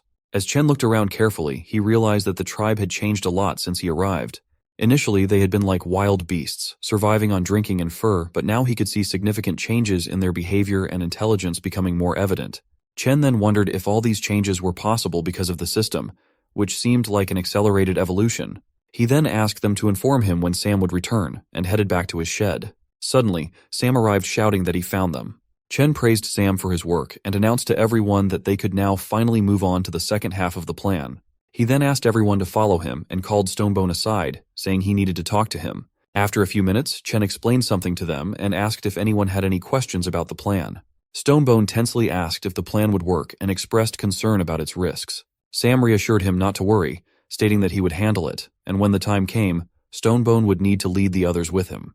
Chen then gave the whistle to Stonebone, explaining that he could now easily command the others. He also told Sam that he had prepared a gift for him, which he would give after the mission. Sam was delighted. Finally, Chen smiled and reminded them all to remember that whenever they received his signal, they had to act accordingly. Huangshi, Sam, Stonebone, and Lu Teng were going to do the work Chen had assigned. Chen wondered that their manpower was really stretched thin, so he had no choice but to assign tasks to those who were injured. So Chen asked Ayu to have Mia and Lang Gu Chui build a larger bonfire in front of the wooden house, but instructed them not to light it yet. Ayu asked if it was for the guests who were about to arrive. Chen responded with a yes and wondered if the bait they had set 2 days ago would work or not. After some time, a girl was working when suddenly she noticed that many people from the Coconut Grove clan were heading towards their clan. So she ran tensely and told Chen that the Coconut Grove clan had arrived. Inside the house, Ayu was taking care of him, and Chen thought it was nice to be taken care of like that. He planned that once he subdued the Coconut Grove clan, he would have both Lisa and Ayu take care of him. Upon hearing about the arrival of the Coconut Grove clan, Ayu went out to welcome them. Ayu asked Lisa to come inside the palace, saying their king was waiting for her. Hearing the word palace, Lisa was stunned and wondered how Chen's clan had managed to transform from a thatched shed to a wooden house. Lisa smiled and asked Ayu if her king was too scared to come out and see them, mentioning that they didn't want to disturb Chen's clan again in the future. She added that they would take more meat this time as compensation. Lisa also mentioned that her subordinates wanted to meet their neighbors, so she brought some of them along and hoped they didn't scare Chen's clan. Ayu laughed and said their king had already instructed them to prepare 40 portions of meat in advance, so Lisa could go ahead and take it. But it seems she didn't bring 40 people. Lisa asked Ayu why she didn't join their Coconut Grove clan if she was concerned about them, offering her to serve alongside her. Ayu responded that she had long been won over by the might of her king, so she thanked Lisa for her kindness, but declined. Ah Yu then showed them the place where the meat was kept and said that if they couldn't take it all, they were welcome to eat as much as they wanted on the spot. She also offered assistance, saying that if the Coconut Grove clan had difficulty cutting the meat, they could ask some warriors from Chen's clan for help. Lisa ordered her subordinates to go and eat peacefully while she went to meet Chen. Upon entering, Chen welcomed Lisa warmly. Lisa blushed upon seeing Chen in the elegant house, finding it very impressive. But she tried to maintain her composure and asked Chen if this was his place, noting that it looked quite decent. Chen wondered if Lisa was quite interested in the house, so he decided to continue impressing her. Chen told her that it was just a temporary makeshift house, and once they built the real palace, this place would be given to the tribes. Lisa was stunned and asked if he would let his tribe live in such a place. Chen responded that he knew it was a bit rudimentary, but he would provide them with better stone houses later on. Suddenly, Lisa took out her whip and tied Chen with it, then quickly moved closer to him. Chen tensely asked what she was doing. Lisa responded that no one understood men better than her, and she had plenty of ways to make him willingly offer those strange things to her. Lisa was wondering if it would be enough to make Chen surrender. Even though Chen found it very stimulating, he maintained a serious expression and laughed, asking if she really thought she could force him to submit like that and if he didn't have any backup plan. But deep down, Chen was feeling despair because he didn't have any backup plan at all. Things were out of control, his injuries hadn't fully healed, making a direct fight already tough, and now the situation was even worse for him. Suddenly, to Chen's relief, Ayu came inside and announced that everything was ready for the feast to begin. However, upon seeing Chen and Lisa in that situation, Ayu was stunned and shouted that Chen shouldn't be doing something like that. Lisa removed her whip, and Chen suggested they had talked enough, so they should go out for a barbecue. He then asked Ayu if she had lit the fire. Meanwhile, Lisa was pondering whether Chen's ability to withstand her coercion and maintain a poker face meant he truly had a backup plan, or if he simply wasn't afraid of death. Compared to the members of her clan, Chen seemed quite different in his demeanor. When they went outside, the girls of the Coconut Grove clan happily asked Lisa to come and check the meat as it smelled really nice after being grilled. Chen also gave some salt to Ayu to distribute among the people of the Coconut Grove clan. Ayu offered the salt to everyone, suggesting they sprinkle it on their food to enhance the flavors. Lisa furiously asked Ayu what she was sprinkling. Ayu responded to Lisa that she didn't need to eat if she was afraid. But seeing her own clan's people praising the food, Lisa understood. Chen was also happy seeing them enjoy, hoping they would eat as much as they could to give Sam and Stonebone more time to complete their task. The scene then shifted to Stonebone and the others, who were near the black bulls. Luteng asked why they needed to hunt the bulls again when they already had enough meat to finish. Stonebone responded that they were not there to hunt the bulls and instructed Luteng to just follow the command. Suddenly, receiving a signal from Huang Shi, they all threw their spears towards the black bulls. As a result, the entire herd starts running. Stonebone shouts to Sam that the bulls are charging towards him. Sam tells them not to worry and jumps from the tree to attack the neck of a bull. After successfully penetrating with his spear, Sam shouts that he has done it, and now the bull is his. Due to the attack, the bull starts running around wildly. Sam tries to gather his courage and not be afraid. He knows he can handle it. From a distance, Huang Shi notices that the herd is heading east. So Stonebone signals Sam, and Sam realizes the direction is wrong. He turns the bull to the right, and the bull then starts rushing towards the west. The scene shifts back to Chen's den, where the girls of the Coconut Grove clan are eating calmly and happily. Meanwhile, Chen is waiting for the signal when suddenly a defender of the Coconut Grove clan comes running towards his den. Lisa notices and asks why she is so flustered and what's going on. The girl, crying, shares that a group of mad black bulls has stormed into their camp, causing havoc everywhere, and their defenders are no match for them. Hearing this, Lisa furiously stands up and tells everyone to get back to the base, vowing to make those crazy bulls pay. But deep down, she was tense, thinking they had always kept their distance from those black bulls. She wondered what had suddenly caused this disaster. On the other side, in the Coconut Grove clan camp, the girls were unable to fight off the black bulls. They tried using slingshots, but it wasn't enough as they didn't hurt the bulls at all. So, they decided to engage in melee combat and rescue their sisters below. But the moment she jumped down, she was attacked by the bulls and was about to be hit again. To their relief, Lisa arrived and tied the bull's leg with her whip. Seeing her, they felt a surge of hope and happiness. Lisa furiously shouts at the crazy bulls, asking how they dare to harm her people. She knocks down one bull, but it isn't enough. The bull stands back up and charges at Lisa, ramming into her. The impact sends her flying through the air, and her whip slips from her hand, but Chen arrives just in time to catch her. He asks Lisa if she is okay. Lisa, feeling defeated, responds that she is fine but is puzzled by how the bulls appeared out of nowhere. Standing nearby, Huang Shi Sam, Luteng, and Stonebone were trying to act innocent, hiding their faces here and there because they were the ones responsible for the incident. Chen then angrily stares at the bulls, asking if they have forgotten the pain after their scars have healed. The bulls roar and start moving towards Chen, who becomes tense, wondering if the bull doesn't recognize him. He questions whether his leather cloak made from the hide of the Black Bull King was not intimidating enough. To his relief, the bull begins to retreat. Chen then shouts out that it looks like they have a new king for their herd. He tells the bull boss that he seems much weaker than the last one, and since he's here, he can stay.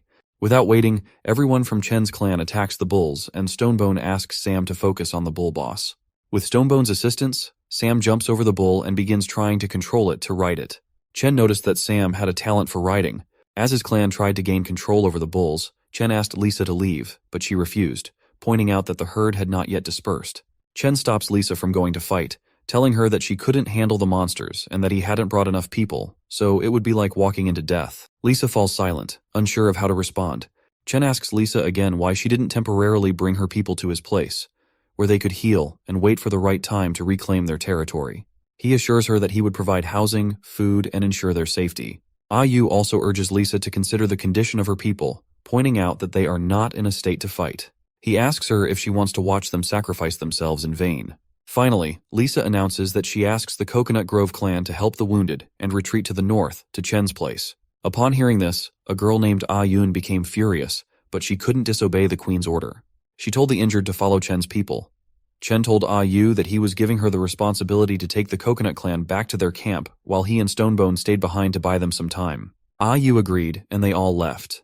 Meanwhile, Stonebone and the others were fighting, but Yun also joined the fight. Seeing this, Stonebone told her to retreat if they were afraid, as they had already defeated the bulls once, so there was no need to rush. But Yun didn't agree and attacked the bulls. Chen also told Stonebone to leave her and focus on defeating the bulls because he believed those girls were very courageous. The scene shifted to the evening, where everyone returned to Chen's camp. A girl named Maya from Chen's side happily welcomed them, saying she was glad everyone was safe.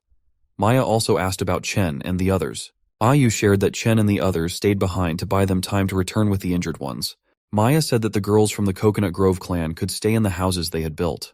Maya sighed with relief, thinking that if it weren't for Mia and the others working hard despite their injuries to quickly build the houses, they wouldn't have anywhere to put the girls from the Coconut Grove clan. After that, Yu told Lisa that everyone was settled in the houses, and food and safety were guaranteed, so there was no need to worry. She also asked Lisa to rest for the time being. Lisa responded with a thank you.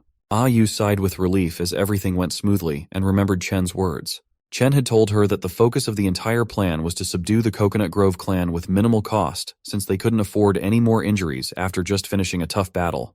Now, only the last step of their plan was left. The scene then shifted to the next day, where Mia asked Heiju Jiao if everything went smoothly last night. Heiju Jiao responded with a yes, saying he had been guarding all night and nothing had happened. Yun was guarding Lisa's house when she suddenly felt it had become cloudy above her. Looking up, she saw it was Mia who had come to greet her. Yun tensely asked Mia what she wanted. Mia said that their king had invited Lisa to his palace because he wanted to discuss something important with her. The scene shifted to Chen, who was checking his system and feeling tense because there were only 8 days left to complete the mission. Someone knocked at the door, and it was Lisa who had come to see him. Lisa shared that Yu had told her about the clan merger, and her answer was no, she couldn't agree to it. Lisa also told Chen not to think he could force her just because their Coconut Grove clan was temporarily weakened. Chen responded that he wasn't forcing her, he was offering a trade. He said he could teach her how to build houses, craft weapons, and make fire, and in exchange, the Coconut Grove clan would need to merge into his tribe. He asked Lisa again to accept his request and stay under his protection. Chen then moved closer to Lisa and said that sometimes things required more than courage. He reminded her that she was more aware of the brutality of the Bay clan and the strength of the Giant Stone clan than he was. He told her that right now, she was like a wounded fawn, and soon the bloodthirsty beasts would follow the scent of her blood and hunt her down. Lisa, frustrated, asked Chen to stop, saying she knew all that, but it wasn't that simple. She explained that she couldn't force the girls of the Coconut Grove clan to accept the rule of a stranger. Unless he defeated them in a duel, only then would the girls accept him. Lisa again asked Chen if he was willing to accept the challenge. Chen smiled and responded with a yes. Coming outside, Chen told the girls of the Coconut Grove clan that since their queen was injured and couldn't participate in the duel, to ensure fairness, he wouldn't participate either. So Chen announced that he would send Stonebone to fight on his behalf. Stonebone laughed and asked who wanted to fight him. Yun stepped forward and said she would accept his challenge. Stonebone smiled and told her to be careful and not get hurt by him. Ah-Yun also told him to be careful and not get pecked by her eagle weapon. The fight started, and Ah-Yun threw a bone knife toward Stonebone. At first, Stonebone laughed, but then he noticed that Chen was right behind him, and if he dodged the attack, Chen would get hurt. So Stonebone blocked the first knife with his axe, but suddenly a second knife broke through and nicked his helmet. Stonebone was still okay and became furious, charging at Ah-Yun aggressively. Ah-Yun was in danger when suddenly, a girl from the Coconut Grove clan jumped out of the group and threw another knife at Stonebone's helmet. At the same time, Ah-Yun made him fall to the ground. Stonebone shouted that someone ambushed him, and it wasn't a fair duel. As Stonebone fell to the ground, Ah-Yun grabbed a knife and jumped toward Chen to attack him. Surprisingly, Chen didn't move an inch to save himself because he had already assigned Huang Shi for that task. Huang Shi was hiding on the rooftop of the palace and threw a spear at Ah-Yun to protect Chen. The spear knocked Ah-Yun down. Seeing this, all the girls from the Coconut Grove clan ran towards Tina, furious and shouting at Chen. They accused him of playing dirty and conspiring to bring them into his territory. Stonebone and Ah-Yu became tense due to the intense situation. The girls asked Lisa to give them the order, claiming they would wipe everyone out. Chen also became tense, realizing he hadn't anticipated an assassination in the plan, wondering if the girls from the Coconut Grove clan were trying to provoke a fight. Chen also wondered whether it was Lisa's command or something happening without her knowledge. If Lisa the queen had ordered it, then he could consider holding her as a hostage. To Chen's surprise, Lisa furiously ordered her clan people to stop. She shouted, asking if they thought their little plot would deceive her, stating that she would never condone treating friends who had helped them in such a despicable way. Lisa shared that she didn't want to investigate who was involved in the assassination plan, but the duel was their loss. She then told Chen that Ah-Yun was the Coconut Grove clan's most loyal and brave warrior, and if it weren't for her, Ah-Yun wouldn't have abandoned her dignity and pride to do something like that. Lisa then said that she knew Chen had remarkable abilities, capable of summoning miracles. She asked if he could be magnanimous enough to spare Tina's life, then the Coconut Grove clan would forever be grateful. Chen appeared very serious outwardly, but deep down, he was relieved that it wasn't the worst outcome and that the initiative to control the situation was back in his hands. He then thought about the hemostatic ointment and assured Lisa not to worry, saying he wouldn't let Ah-Yun die because they were all allies now. A girl asked Chen to hurry up as Ah-Yun was fading fast. While going to help, Chen thought that he would overlook Tina's assassination attempts for the greater good, but there still had to be consequences for her actions. So Chen decided to apply only a small amount of medicine to keep Ah-Yun alive, but not to bring her back to full health immediately, reserving the rest of the ointment for treating his own injuries. After applying the ointment, he instructed others to carry Ah-Yun back to her house, assuring them that she would recover in a few days. Seeing this, the girls of the Coconut Grove clan started praising Chen, believing it to be a miracle. Chen hugged Lisa and asked if her people could now merge into his tribe. Blushing with happiness, Lisa responded with a joyful yes. Chen smiled and told Lisa that she could continue leading her people as long as they obeyed his command. Lisa then shared that she had one final request. Chen needed to become her partner, and they should have a ceremony to formalize their relationship.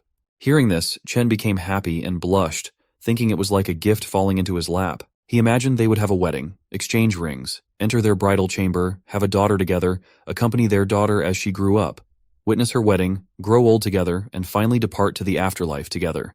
Seeing Chen making weird faces, Lisa tensely asked what was wrong, wondering if he didn't want to have the partner ceremony. Chen quickly responded that he definitely wanted it and hugged her tightly. Then Chen asked Lisa to rest and recover properly, as he also needed some time to prepare for the ceremony. He then ordered everyone to go and rest, instructing them to return for the ceremony in a few days. After that, his system showed that he had officially established his tribe and asked him to choose a name. When Chen looked closely, he noticed that the tribe population was only 46, so he wondered why it was 4 less. He named the tribe Newbie Tribe. Chen then pondered that he needed to find a way to deal with the Bei clan and considered taking some Bei clan members as prisoners. However, he wasn't sure if the captured prisoners would count toward the tribe's population. Suddenly, Chen overheard some girls from the Coconut Grove clan talking among themselves. They mentioned how they used to like Chen's smiling appearance, but now he had to be like the men who became partners before and were cut into pieces by the queen at the ceremony, and then devoured. Chen was tense thinking about the queen eating men and wondered if that was the reason why men were scarce in the Coconut Grove clan.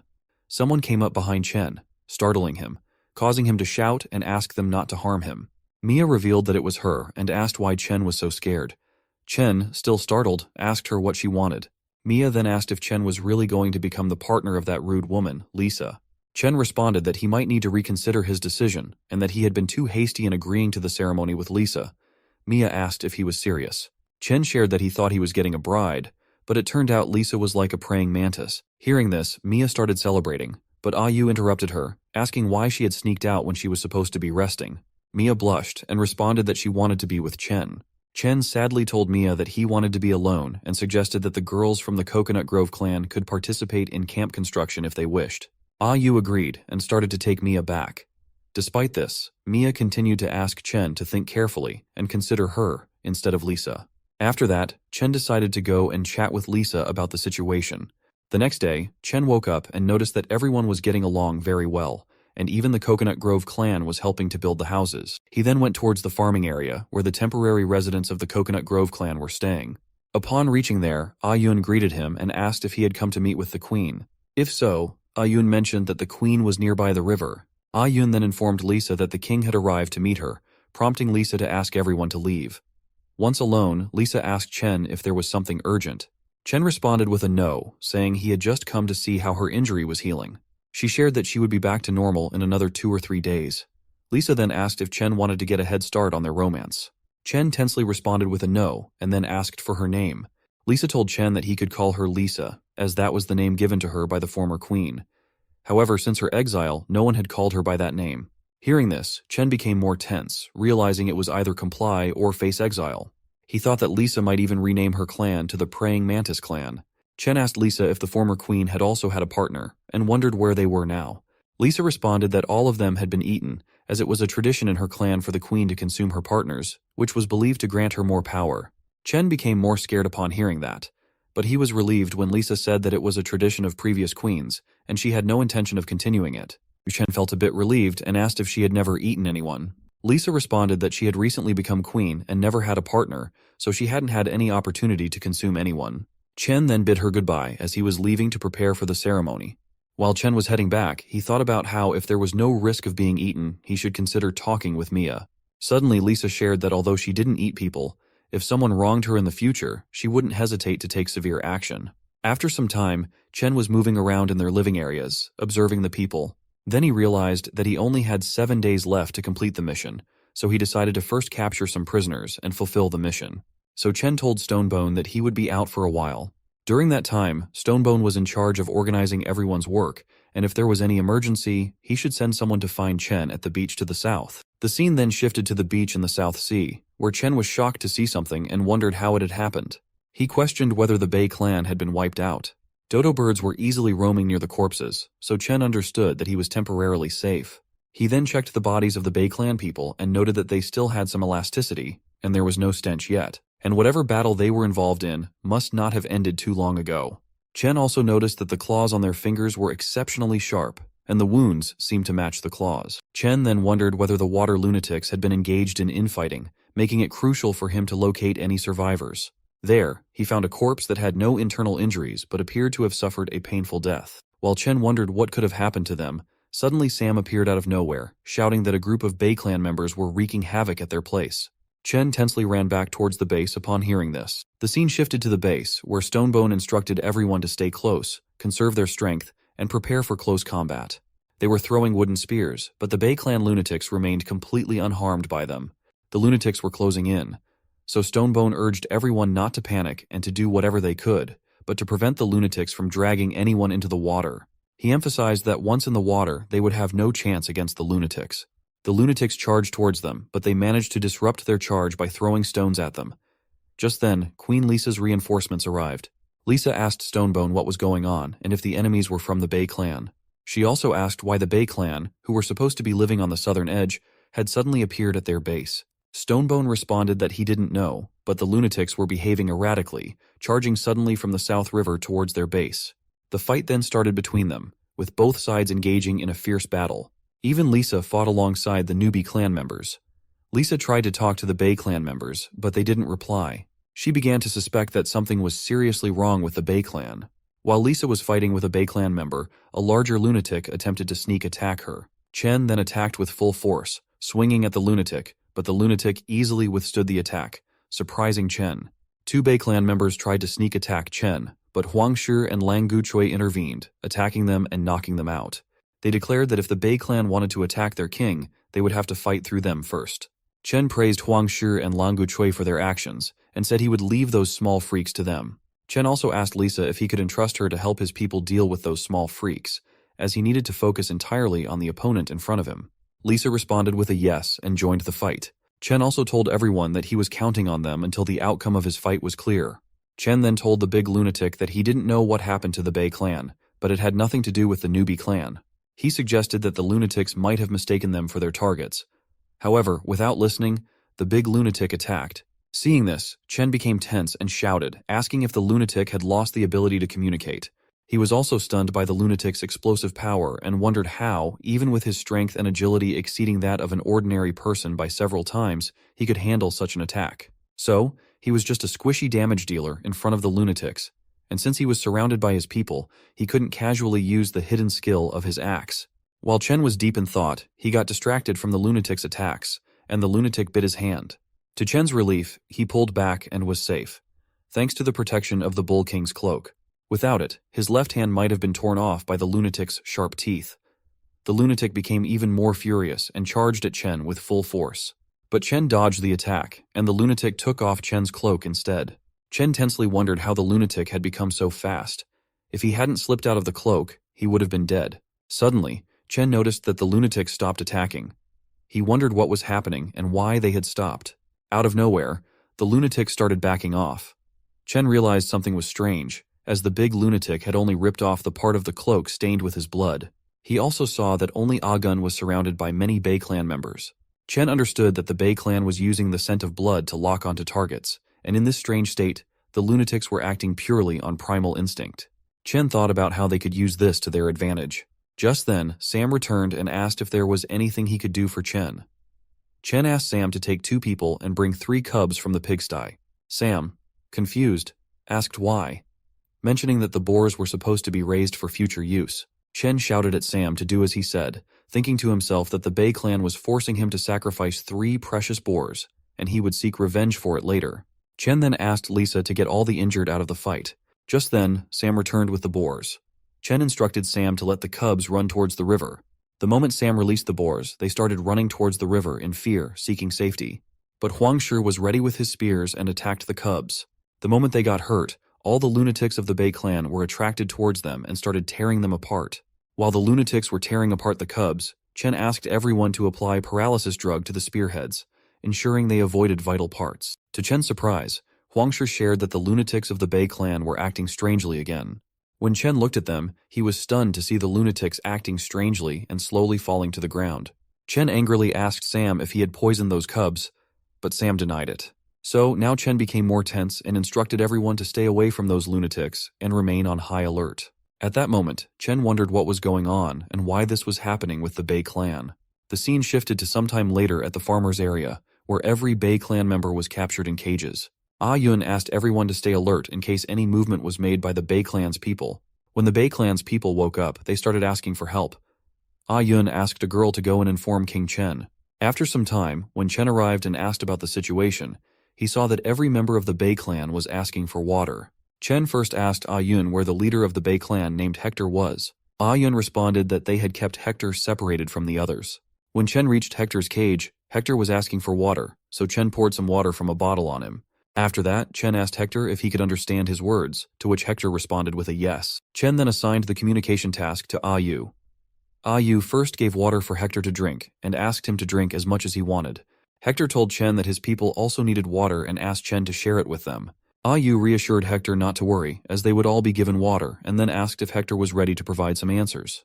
Hector tensely asked why they had attacked their clan just to ask a few questions. He also shared that he had heard about the Giant Stone clan being a group of strange people, but he never expected them to be so bizarre. Yu asked Hector whether he was saying that he had been attacked by the Giant Stone clan. Upon hearing this, Hector was surprised and said that Tor hadn't told him that Chen's clan wasn't the Giant Stone clan. Yu responded that they were a new clan called the Newbie tribe, and their king is Chen. Hector responded that he had never heard of a Newbie tribe, which meant that the Giant Stone clan must have sent them away to a very distant place. Yu clarified to Hector that he was mistaken again. Hector was captured because he attacked their territory, and the Newbie clan had never had any dealings with the Giant Stone clan.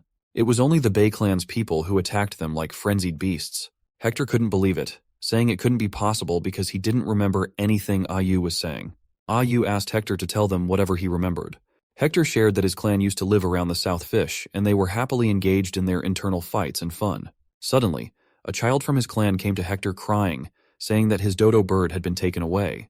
Hector told him to be brave and fight back for his own things, suspecting that it might have been taken by Scaly and the others. But the child denied, saying it had been taken away by those weirdos. When Hector looked, he saw the men were from the Giant Stone clan. Hector furiously asked why they were in his territory, but the leader of the Giant Stone clan, without responding, ordered his clan to attack the Bay clan's people. Hector was shocked that the Giant Stone clan had ambushed them out of nowhere and wondered why. Hector explained that he was knocked out during the fight, and when he woke up, he found himself in a cage captured by the Newbie clan. Chen then told Hector that he had visited his village a while ago, and there was no one left alive. Chen added that if they hadn't chosen to spare the lives of the remaining Bay clan members, the Bay clan would have been extinct by now. Hearing this, Hector became deeply saddened and felt immense pain, realizing he was unable to save any of his people. Suddenly, something fell from Hector's body. Ah Yu picked it up and asked Chen to take a look at it. When Chen looked at the leaf and identified it using the system, he discovered that it was industrial hemp, a herbaceous plant known for its pain-relieving properties and the ability to induce hallucinations when smoked. Upon realizing this, Chen became tense and wondered if it could be the work of the Giant Stone clan. The scene shifted to some time later, with everyone giving water to the Bay clan's people. During this time, Chen had collected leaves from each member of the Bay clan and discovered something unusual about them. Chen then remembered that Sam had once told him the leader of the Giant Stone clan had obtained some kind of divine power. Now, it seemed that this god was more of an evil entity. Chen then thought that it was likely the industrial hemp that caused the Bay clan to turn on each other. He wondered if the Giant Stone clan was behind this, as their frenzied attack on the Newbie tribe territory couldn't have been accidental. If the Giant Stone clan intentionally let the Bay clan's people come here to wreak havoc and leave them worse off or dead, it meant that the Newbie tribe had not only been noticed, but also seen as a threat that needed to be dealt with. Even Hector, with his boundless strength, had become a puppet at the mercy of others, indicating that the power of the Giant Stone clan was not to be underestimated. Chen checked his own stats and realized that 3 points of strength might not be enough, so he needed to level up before the real danger appeared. Ah Yu came to Chen and told him that Hector was on the verge of a mental collapse, expressing her fear that Hector wouldn't be able to provide answers if it happened. Chen responded that they didn't have time to wait for Hector to calm down, as danger could be lurking around them, ready to strike at any moment. Ah Yu asked if he meant that the Giant Stone clan was planning to attack their base. Chen shared that it was difficult to explain, but he believed the Giant Stone clan used the industrial hemp leaves to control the Bay clan's people. He emphasized that they didn't know what would happen next, so they needed to quickly trigger Hector's memories to learn more. So Chen said to Blackstone that he needed to stop blaming himself, as once someone inhales the poisonous smoke from the industrial hemp leaves, no matter how strong they are, it's useless. Chen asked Hector to take a look at the leaf. Upon looking at the leaf, Hector shared that he remembered the smell. He vaguely recalled smelling it when he was fighting those bastards, but at that time, it was mixed with all sorts of strange smells. He just felt it was pungent and unpleasant. Hearing this, Chen became tense and asked whether the Giant Stone clan was using different types of poisonous plants. He guessed that they would need to figure out the effects of those poisonous herbs before planning any counterattacks. Hector asked if King Chen was going to deal with the Giant Stone clan, suggesting that the Bay clan people should also join him. He expressed that if he didn't avenge his brethren, he would regret it for the rest of his life. Other members of the Bay clan shouted that they also wanted to take revenge for their fallen comrades, and they were willing to do anything as long as they could achieve that revenge. Chen thought that although he still needed more people to complete the main quest, they were only 4 people short. Chen's thoughts were interrupted by Hector, who mentioned that their noses were very sensitive. He offered their help to Chen, saying they could distinguish and track those poisonous herbs, which would definitely aid Chen. Chen responded that this was exactly why he was worried. Despite their ability to track herbs, their sensitivity to the smell of blood meant that if the Bay clan's people lost control again, the consequences would be unimaginable. Hector shouted that if it weren't for that poison smoke, they could easily control themselves. Chen responded by acknowledging that their enemies were the Giant Stone clan, and raised the concern about what would happen if the Giant Stone clan released the poison smoke again during their battle. Hector sadly responded that if that happened, they would refuse to fight. Chen told Hector that he understood his desire for revenge, but emphasized that acting out of anger and hatred would not resolve anything. He expressed concern that Tor might not agree with his plan, if he had one. Hector responded that they were the last remaining members of the Bay clan, and as long as Chen could help them get revenge, their lives belonged to Chen. Chen told Hector that as long as Hector assimilated into his tribe and pledged loyalty to the Newbie clan, he guaranteed that they would take revenge. However, Chen clarified that not all members of the Bay clan would have the opportunity to personally take revenge. Chen asked Hector again what he thought about the arrangement. Hector and every member of the Bei clan started shouting that they were ready for it. As Chen started to leave, Hector called out to him. Chen understood and instructed Ah Yu and Ah Yun to release the people of the Bei clan from their cages, as they were companions after all. After doing so, Chen's system indicated that he had completed the tribe mission and received the quest reward. As a reward, Chen received 3 attribute points, a large material chest, and a heritage plaque. Since Chen had completed the quest within 7 days, he also received an extra reward of a surprise gift package. Chen felt relieved that he had finally completed the quest and decided to allocate all the attribute points into strength. After allocating the attribute points to strength, Chen suddenly felt an enormous increase in power, sensing the energy surging within him.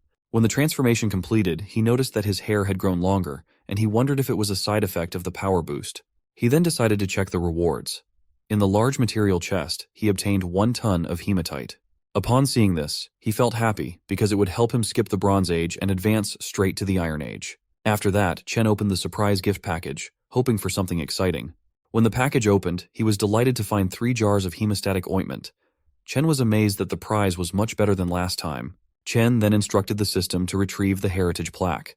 On the heritage plaque, it showed that he had obtained a civilization product, but it required 10 technology points to unlock. Without hesitation, he allocated the required technology points to identify the product. Identification completed, and Chen received a plaque of Sense of Modesty. Chen realized that this could be a crucial step in the development of civilization. He felt happy knowing that now he wouldn't have to worry about mixed-gender baths anymore, as he didn't want anyone to see Lisa bathing. Now, Chen had to think about how to deal with the threat of the giant stone clan. Suddenly, Ah Yu arrived but was shocked to see Chen's new avatar, as he had become taller and more muscular. Chen responded affirmatively and asked Ah Yu what she needed from him. In response, Ah Yu asked if Chen wanted her to go and negotiate with the giant stone clan to clear up any misunderstandings. Chen explained that there was no misunderstanding. The giant stone clan had decided to wipe them out.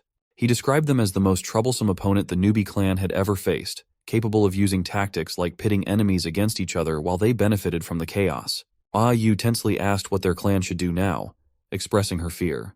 Chen responded that for now, their best course of action was to build their defenses, stockpile food, and avoid provoking the giant stone clan until their clan was fully prepared. In other words, their clan had to conceal their capabilities and bide their time. Ah Yu then asked how they should arrange the 22 new people who had just joined. Chen instructed her to divide the Bei clan's people into 3 groups, each tasked with building houses, gathering food, and making traps. Hearing about traps, Ah Yu got confused and asked what they were and why they needed to build them. Chen explained simply that traps could be used to protect their territory. He added that by setting traps, they could catch live enemies or wild beasts, enhancing their defensive capabilities. He then told Ah Yu that he had an urgent task for her.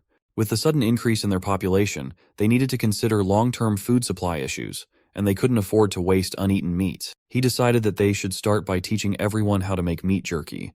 When Stonebone arrived and expressed surprise at Chen's increased height and muscularity, Chen asked him not to pay attention to it, and instead focused on the task he had for him.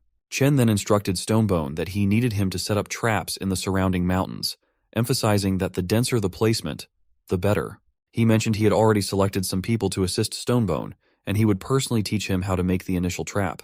However, Chen stressed to Stonebone that the most crucial task was not just learning to make the traps, but remembering the locations of these traps. Hearing all that, Stonebone became tense and expressed that the task didn't seem exciting at all. Chen lightly tapped Stonebone's helmet and told him that entrusting him with remembering the location of every trap was a sign of his trust in him, so it needed to be kept an absolute secret. He also told Stonebone that only he and Stonebone would be involved in this task. No third person was allowed. Chen instructed Stonebone to ensure that each person rotated through different areas to set the traps, and not to let anyone know all the trap locations in a specific area. Otherwise, if there were to be a traitor among them, the consequences would be unthinkable. Chen then asked Stonebone to report all the trap locations once they were set. He even erased the drawings he used to explain to Stonebone and instructed him not to draw anything anywhere, but to remember the trap locations in his head. Stonebone responded that he thought it was a bit difficult, but he would definitely live up to the trust Chen had placed in him.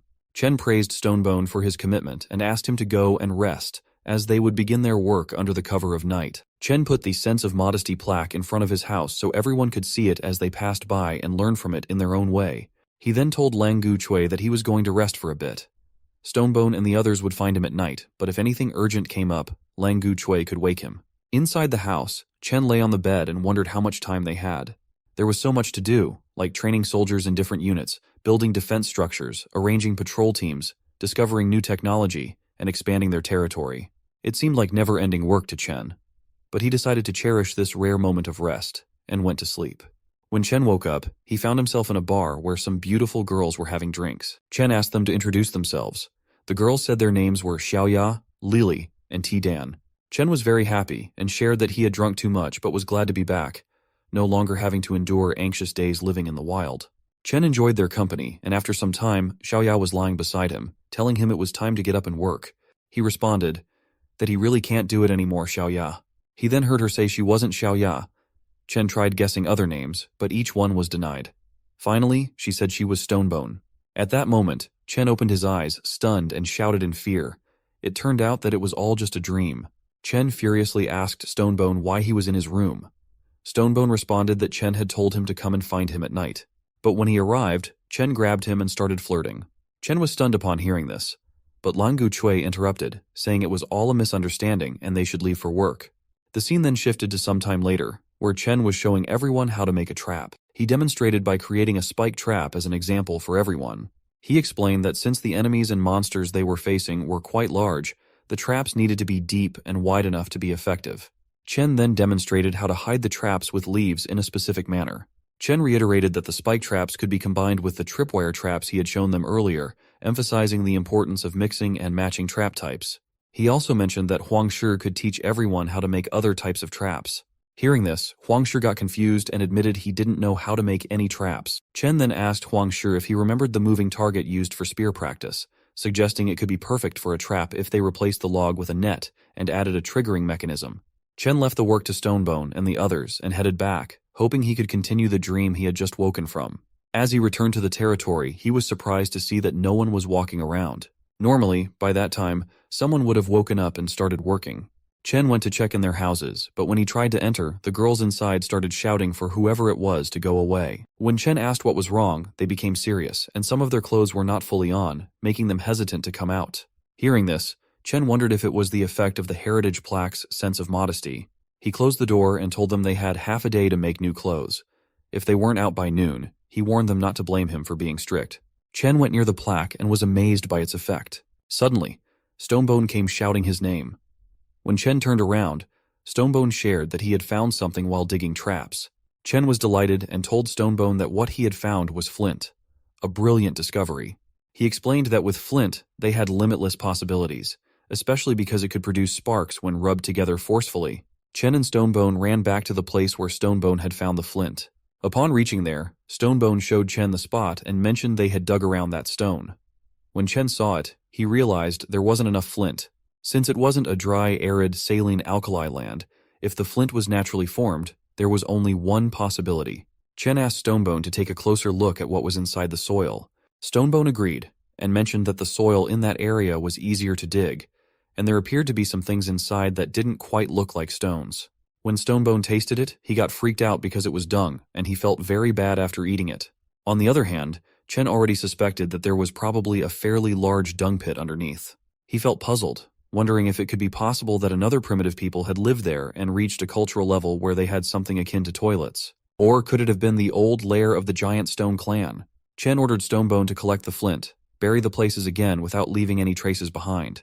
He also instructed to set up a few more traps nearby and to build beacon towers in high places. Additionally, Chen wanted some people to be on lookout in shifts. Hearing this, Stonebone shouted in confusion, asking about towers and beacons, wondering what Chen had said. The scene then shifted to 4 days later, where Chen wandered through the territory, observing the many houses that had been built. He reflected that this was the first step towards happiness. Suddenly, Mia ran towards Chen, startling him. He quickly asked Lan Guchui to help him stop her. Despite their efforts, Mia reached Chen with full force and hugged him tightly, accidentally breaking a house in the process. Lan Guchui asked Chen tensely if he was okay and urged Mia to get off him. Seeing Chen injured, Mia squeezed him again, pleading for him to stay alive since they had just built houses and couldn't afford to die now. Chen responded that playtime was over and asked Mia if she said the houses were ready.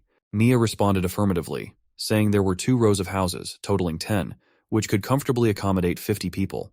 Hearing this, Chen was pleased and patted Mia on the head, praising her efforts. Chen also asked Mia not to be reckless anymore and assigned her the task of repairing the broken house as a punishment.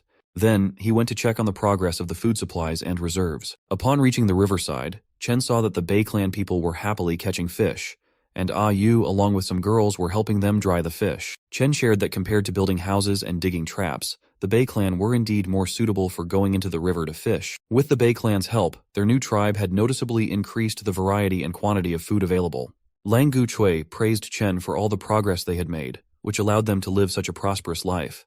Chen responded that it might be possible, but he still wondered if the methods he used to subdue the Coconut Grove clan were proper, and what kind of deceit he might resort to in the future.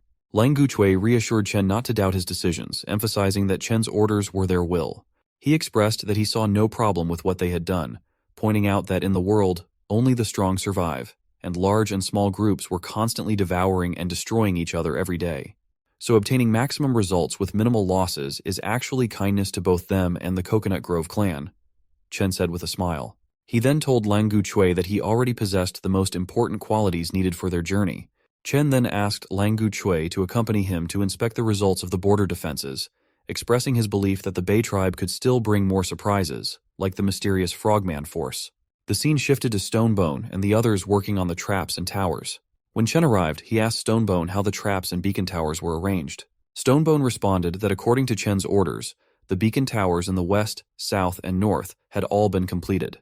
After arranging for 6 people to be stationed at the beacon towers in shifts, there weren't many people left. Stonebone explained that in order to finish on time, they had to leave early and start working on the mountain before dark. Chen understood they were short on manpower and decided that from that day onward, he and Lang Guchui would go up the mountain to help Stonebone. Stonebone asked Chen not to worry, saying they could handle it, but Chen responded that it was a critical time for them, so they needed to make every second count.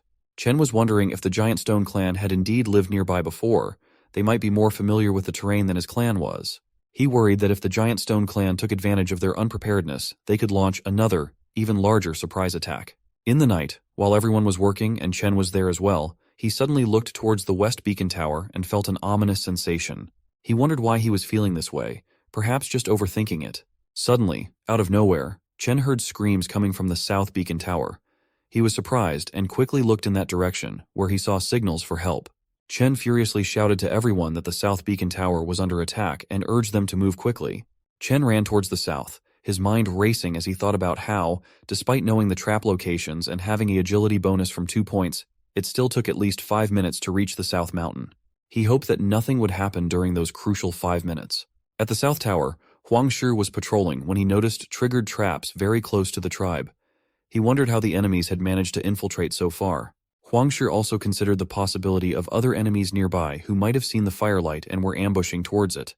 He decided it was best to find these enemies first and launch an attack.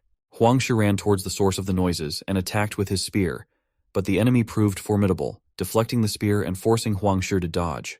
To his surprise, the enemy quickly closed in to attack him, leaving Huang Shi with little time to react, causing him to shield himself in fear. To Huang Shi's relief, the enemy stopped the attack and revealed himself to be Chen. Surprised, Huang Shi asked why Chen was at the southern side. Chen responded urgently, saying there was no time to explain, and asked if Huang Shi knew where the traps had been triggered. Huang responded affirmatively and described the location where the traps had been triggered, mentioning he was the one who lit the beacon tower. Chen quickly instructed Huang Shi to wait for those taking the safe route and bring them to that location after him. When Chen reached the location of the triggered traps, he didn't sense any other people nearby. The silence was eerie, suggesting they hadn't caught a wild beast. The fact that the trapped person wasn't calling for help made Chen wonder if they were truly alone or had lost consciousness.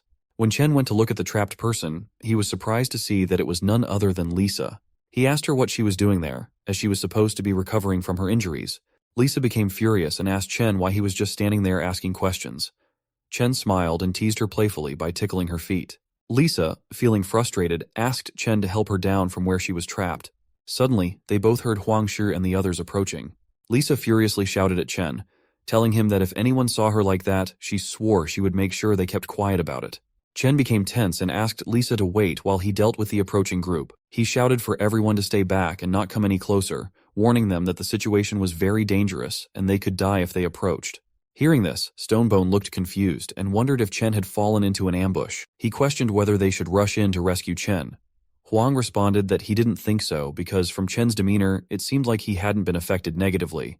Huang also speculated that Chen might not want them to see something specific, Stonebone pointed out that he thought Chen was taking a break after the battle, noting that even the women avoided them when bathing and everything seemed a bit different, though he couldn't quite pinpoint why. Here, Chen freed Lisa from the trap and laughed, teasing her that he didn't expect her of all people to fall into the trap, but at least now they knew how the traps worked. Lisa chuckled and commented that she didn't expect him to know so many strange tricks. Chen then asked Lisa what had brought her there in the middle of the night. Lisa shared that she had overheard some conversations among the Bay tribe in the evening.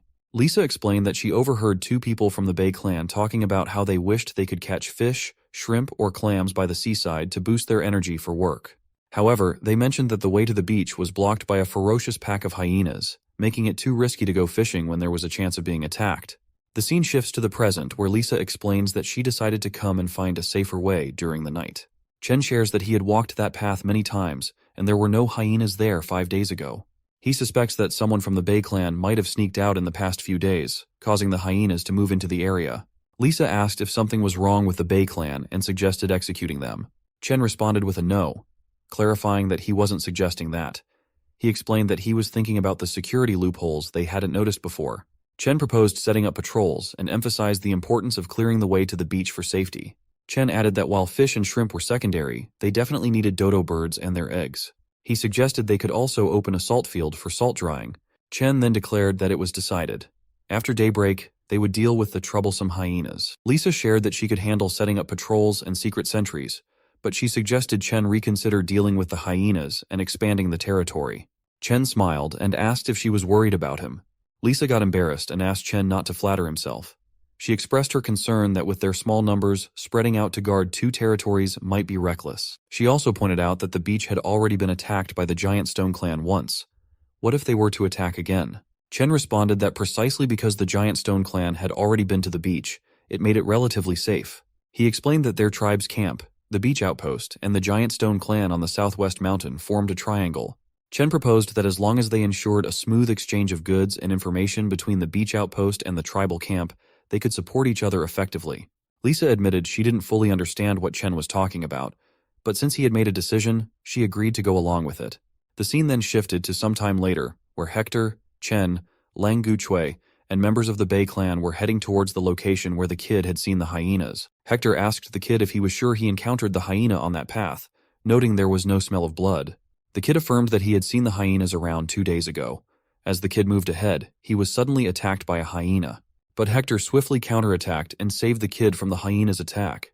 However, they soon found themselves surrounded by a group of hyenas from all sides. Lang Guchui cautioned Chen to be careful, but Chen smiled and reassured them that with the Bay clan as their allies, these wild dogs wouldn't pose a threat. At that moment, Hector suggested to Chen that he could take the group on the left, while leaving the right side to him. The fighting commenced, and the Bay clan easily engaged with the hyenas.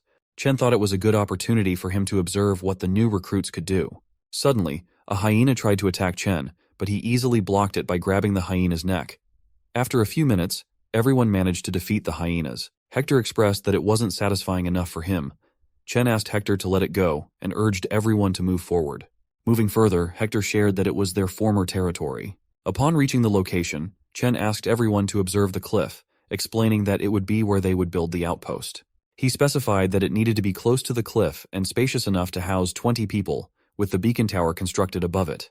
Chen also mentioned that after building the beacon tower, they needed to construct a small salt evaporation field next to the outpost. He told Hector that he would send some people to help him, but emphasized that Hector had only 4 days to complete everything. At that moment, Chen felt like a foreman inspecting a construction site, despite being the one doing the laborious tasks. Before leaving the area, Chen instructed them to immediately light a fire for help in case of an emergency. The scene then shifted to 3 days later, where Chen had crafted a wooden bow, earning him 5 technology points. At that moment, Ayu informed everyone that Sam had returned and had something to report. Chen went to Sam and asked if he had found any human tribes to ally with or conquer to the north. Sam responded that he had traveled north for more than a day, but saw no sign of anyone. He only found a lake and a snow-capped mountain not far away, and there seemed to be a strange creature living in the water. Sam added that before he could see the creature clearly, it sank to the bottom of the lake and disappeared. Since the snow-capped mountain lay further ahead, he didn't dare to proceed and decided to return. Chen laughed and responded to Sam, saying it was okay and that he had done a great job. He joked that he never expected Sam to fear the snow mountains more than the monster in the water. Trembling, Sam said that the snow mountains were too terrifying and asked Chen if he hadn't heard the stories about them. Chen asked what was so terrifying, but suddenly Yu hugged him, saying she was scared. Chen asked Yu why she was so frightened of the snow mountains. Yu responded that the terrifying part wasn't the snow mountains themselves, but what lurked behind them. A giant. Chen told Yu not to worry because he was there, so there was no need to be afraid of anything. Suddenly, Chen's system showed that he had a new quest where he had to find the giant, and he would get 1 attribute point for it. Chen was stunned when he saw this and wondered why he would get 1 attribute point just for seeing a giant. After all, he had to risk his life and drive away a saber-tooth to earn 2 points before. He then thought that the giant might just be a big fellow, and looking from afar shouldn't be very dangerous, right? But on the other hand, if the giants had a civilization, maybe they could even turn the giants into their allies. Still, he needed to be cautious because if things went wrong, it could lead to the tribe's destruction. However, the exploration and diplomatic tasks couldn't be left to Sam and Yu. Chen asked Sam to go and rest since the banquet would be in 2 days, so he could relax and enjoy. Sam thanked Chen and was relieved that he got a break and didn't have to face the giant. Yu also asked Chen to remember that Sam gets nervous in certain situations. Chen responded that it might not just be nervousness. Sam's perception of danger far exceeds that of everyone else, making him sensitive to certain things. That's why Sam can explore the outside world freely while keeping himself safe. Chen then asked Yu about the preparations for the partner ceremony. Yu responded that everything was ready. Chen then asked Yu to prepare travel necessities for 4 people, as he was planning to take a few people with him on a little expedition. Hearing this, Yu tensely asked if Chen going personally meant the task was very dangerous. Chen responded that he was just going to explore the nearby areas and that there was no need to worry. He asked Yu to prepare some food, water bottles, and warm clothes. He also asked Yu to thank Skinny for doing a good job on making the clothes. Yu then asked when he was going to leave for the trip. Chen shared that since the partner ceremony was in 2 days, he would depart after the banquet ended. The scene then shifted to 2 days later, where Chen had prepared a shield for himself. He explained that because it was made of hardwood and cowhide, the shield was very light. He added that everyone could now replace their equipment as soon as possible. At that moment, Yu came in and told Chen that it was time for him to wear the royal dress. When Chen stepped outside wearing it, everyone congratulated him and started celebrating. At that moment, Chen wondered if the partner ceremony was just a wedding. In his old life, he had struggled just to make a living, but now he had his own tribe, his own people, and a wife. Although it felt like a dream come true, in the present world, he felt a strong sense of belonging. Chen approached Lisa and shared that in the future, when he wasn't around, the fate of the newbie tribe would rest in her hands. He announced to everyone in the tribe that from that moment on, Lisa was the queen of the newbie tribe clan. Everyone praised their queen and king, and the atmosphere became very emotional. Mia even cried, expressing that while she didn't want anyone else to take the king's place, the scene was truly touching for her. After the festivities ended and night fell, everyone bid Chen good night as they went to sleep. Chen felt relieved that nothing bad had happened on the ceremony day. Yu approached Chen with a smile and informed him that Queen Lisa was waiting for him in the palace, suggesting that he should go to her. At first, Chen blushed upon hearing that Lisa was waiting for him, but then he became tense, recalling that her love language involved using a whip. Nevertheless, he headed towards the palace, intrigued by the possibility of something exciting awaiting him. With courage, Chen opened the door and told Lisa that he had returned home. However, upon seeing her angry expression and feeling the tense atmosphere, Chen became nervous and wondered if it felt like someone was about to die. Lisa then told Chen that she would give him a chance to explain himself. Tensely, Chen asked what she wanted him to say. Lisa stood up, took out the whip, and asked if he was still going to pretend. Chen, now scared, tensely asked if Lisa could please be more gentle as it was their wedding night. Deep down, he regretted upgrading Lisa's whip. Lisa then asked if he was in such a hurry to leave her by going on a journey just after the ceremony. Hearing this, Chen felt a little relieved and asked Lisa to relax and let him explain everything. He then shared his entire plan, and Lisa asked to confirm whether his plan was to convince the giants to join them against the Giant Stone clan. Chen responded that he wasn't entirely sure about convincing the giants and wanted to bring 3 more people with him for safety. He emphasized that the true purpose of the trip must be kept secret. Chen also expressed confusion about why Sam and Yu seemed fearful of the giants. Upon hearing this, Lisa asked if it wouldn't be better for her to go with him. Chen responded with a no, explaining that one of them needed to stay with the tribe, and besides, she had more important things to attend to. Lisa asked what those things were. Chen took out a stone sling and told Lisa that he would demonstrate how to use it later. He explained that he needed her to train a stone sling team by the time he came back. The scene then shifted to the next morning, where Chen was heading towards the giant place with Huang Shi, Hector, and Tina. He was singing peacefully, but Ai Yun was furiously looking at him. Seeing this, Chen became scared and wondered if Ah Yun was purposely walking behind him, possibly trying to find another opportunity to ambush him.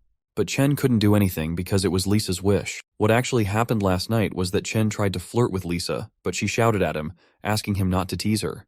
She then asked why he didn't choose people from the Coconut Grove clan or Bay clan since he wanted to take 3 people with him. Chen responded that he planned to bring Hector because he had personally witnessed Hector's combat prowess. The beach outpost would be temporarily under the responsibility of Stonebone. Lisa insisted that she didn't care whom he chose, but insisted that she must go with him. She explained that only when Ayun was with him could she feel at ease. Lisa then approached Chen and reassured him that she had already taught Ayun a severe lesson for the last incident, so he could rest assured. The scene shifted to the present time, where Chen was still furious, unable to be at ease with Ayun walking behind him. Chen now relied heavily on Huang Shi, believing that if something went wrong, only Huang Shi could save him. Huang Shi mentioned that he felt like someone was staring at them, but then dismissed it, saying it might just be his imagination. Hector then asked Chen if he knew there was a lake ahead. Chen responded affirmatively, mentioning that Sam had mentioned it before. Hector started laughing, suggesting that Sam must have also seen the giant because when Hector was a child, he saw it swallow a leopard whole in the blink of an eye. Hector then shared that he had been lucky in childhood, but this time he hoped for a better fight with the lake monster. Chen was stunned, thinking that encountering such a monster wasn't lucky at all. He responded to Hector that monsters like the lake creature didn't concern him much. He would be more interested if they encountered something more formidable, like giants. Hearing this, Huang Shi got scared and tensely asked Chen not to expect such things. Chen responded that he was speaking casually and asked if there really were giants. Huang Shi then shared that before meeting the king, their tribe had originally consisted of over 30 people. One day, they encountered a giant, and the clan was powerless to resist, scattering in all directions. Huang Shi also mentioned that even though it happened when he was very young, no one who survived could forget that terrifying scene. Chen now understood why Sam and Yu were so scared and trembled at the mention of giants. Hector interrupted their conversation and warned them not to eat any of those fruits, recalling that he had eaten them when he was young and suffered severe consequences. Chen inspected the fruits with his system and found that they were poisonous plants. Chen thought that all the unfamiliar plants around him might hold some value. He asked his system to scan and identify them, and discovered that every plant had significant medicinal properties. Chen was amazed to find that the whole forest was filled with medicinal plants. Suddenly, he spotted something familiar and upon inspection, identified it as a cereal grass. He was happy to have found grain seeds and received a side quest to plant multiple types of grains in large quantities and successfully cultivate them within a 180-day time limit. Chen then thought that it looked like they could finally enter the era of farming, and once they found clay, they could cook, make herbal medicine, and more. Since the cereal wasn't mature yet, he decided to come back later to harvest it. At that moment, Chen began to feel a strange sensation. But it wasn't Tina's hostility. Huang Shi pointed out something, and Chen looked at it seriously, expecting danger. However, he discovered a leaf with strong fibers that could be used to make ropes, fabrics, or paper. He praised Huang Shi for finding something valuable, thinking it would lead to better clothes. However, Huang Shi clarified that he wasn't referring to the strange grass, but to the sound coming from behind the bushes.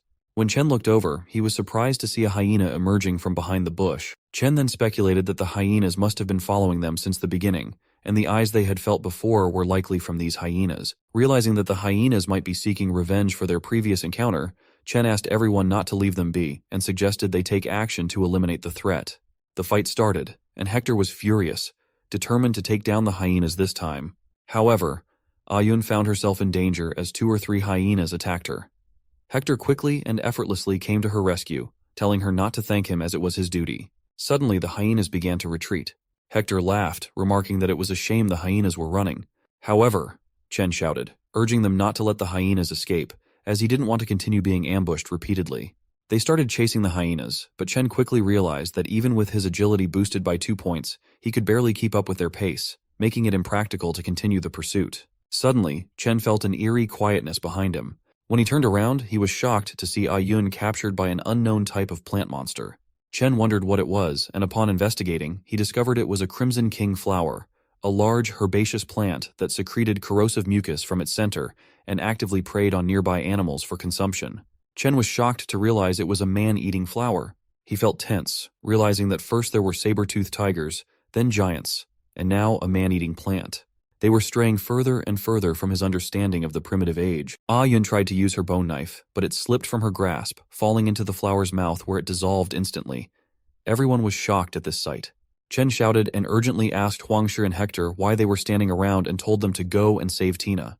Huangshi responded that they were not refusing to help. They too had been ensnared by the strange creature.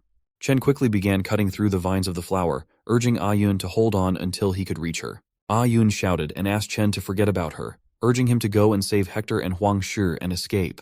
Before Chen could reach her, she was engulfed by the man-eating flower. Chen was now filled with fury but resolved to at least save Hector and Huangshi. To his surprise, hyenas also attacked from the rear. Hector played a crucial role by throwing something at the hyenas to knock them back.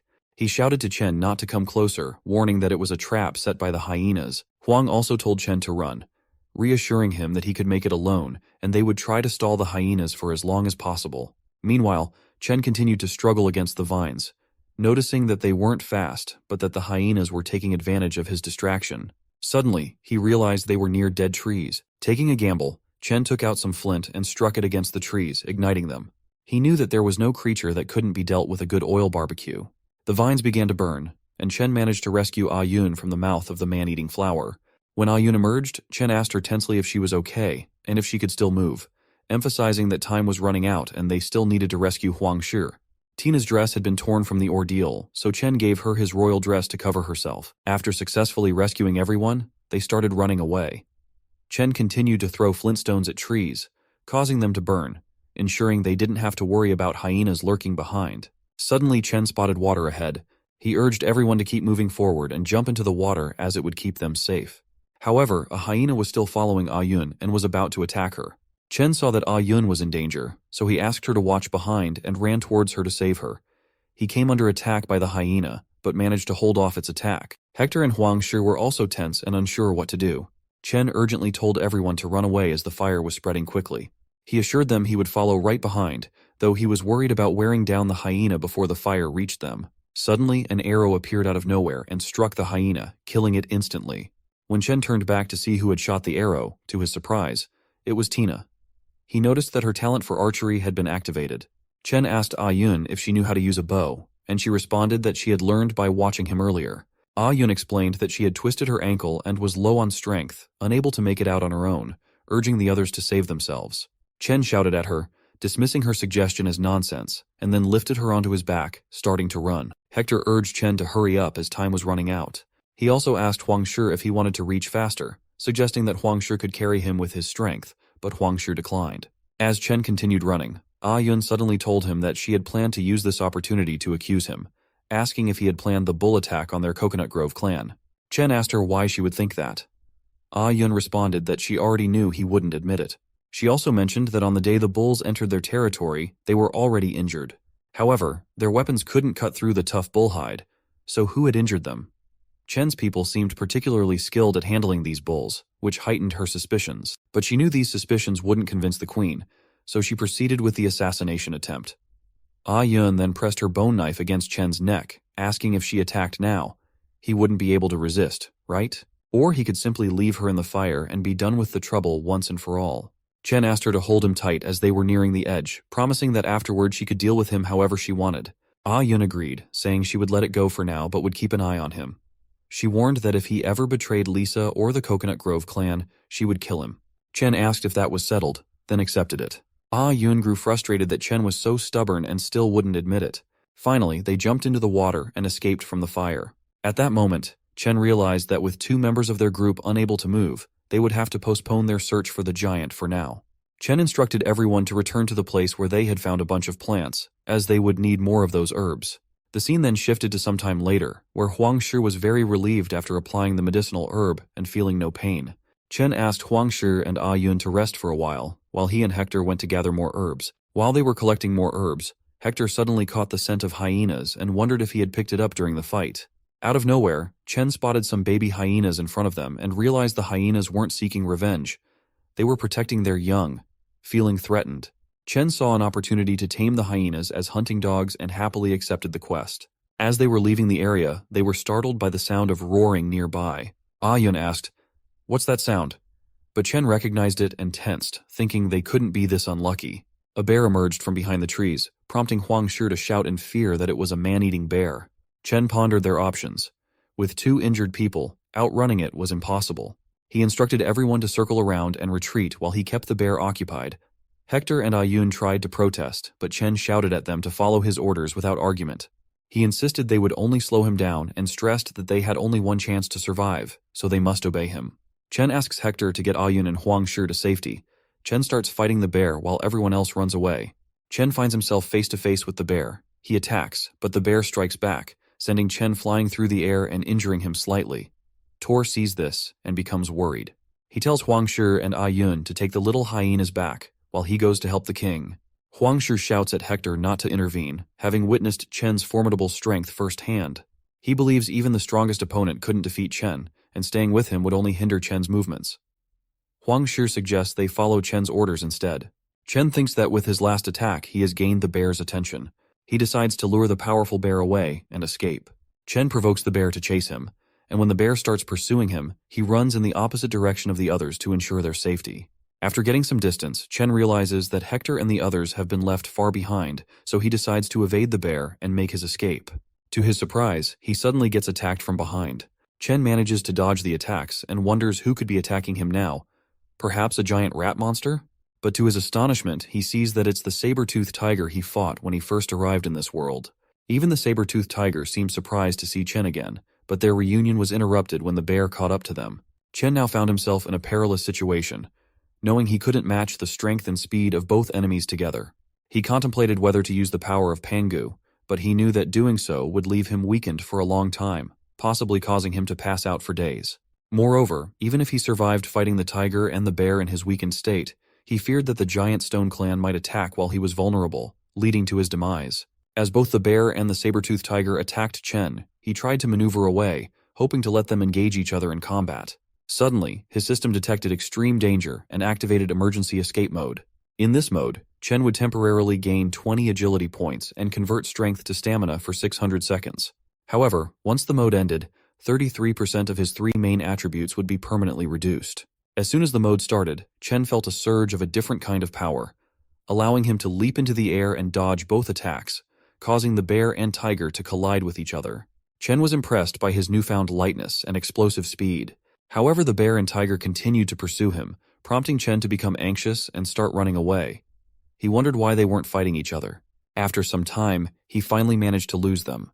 Chen felt a bit disappointed, realizing that while the emergency escape mode was amazing, its cost was too high. Chen realized he had run all the way to the snowy mountain, so he decided to make use of the remaining time and search for the giant.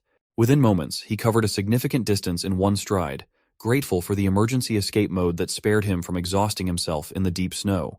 Upon reaching the mountaintop, he finally saw someone and wondered if it was the legendary giant.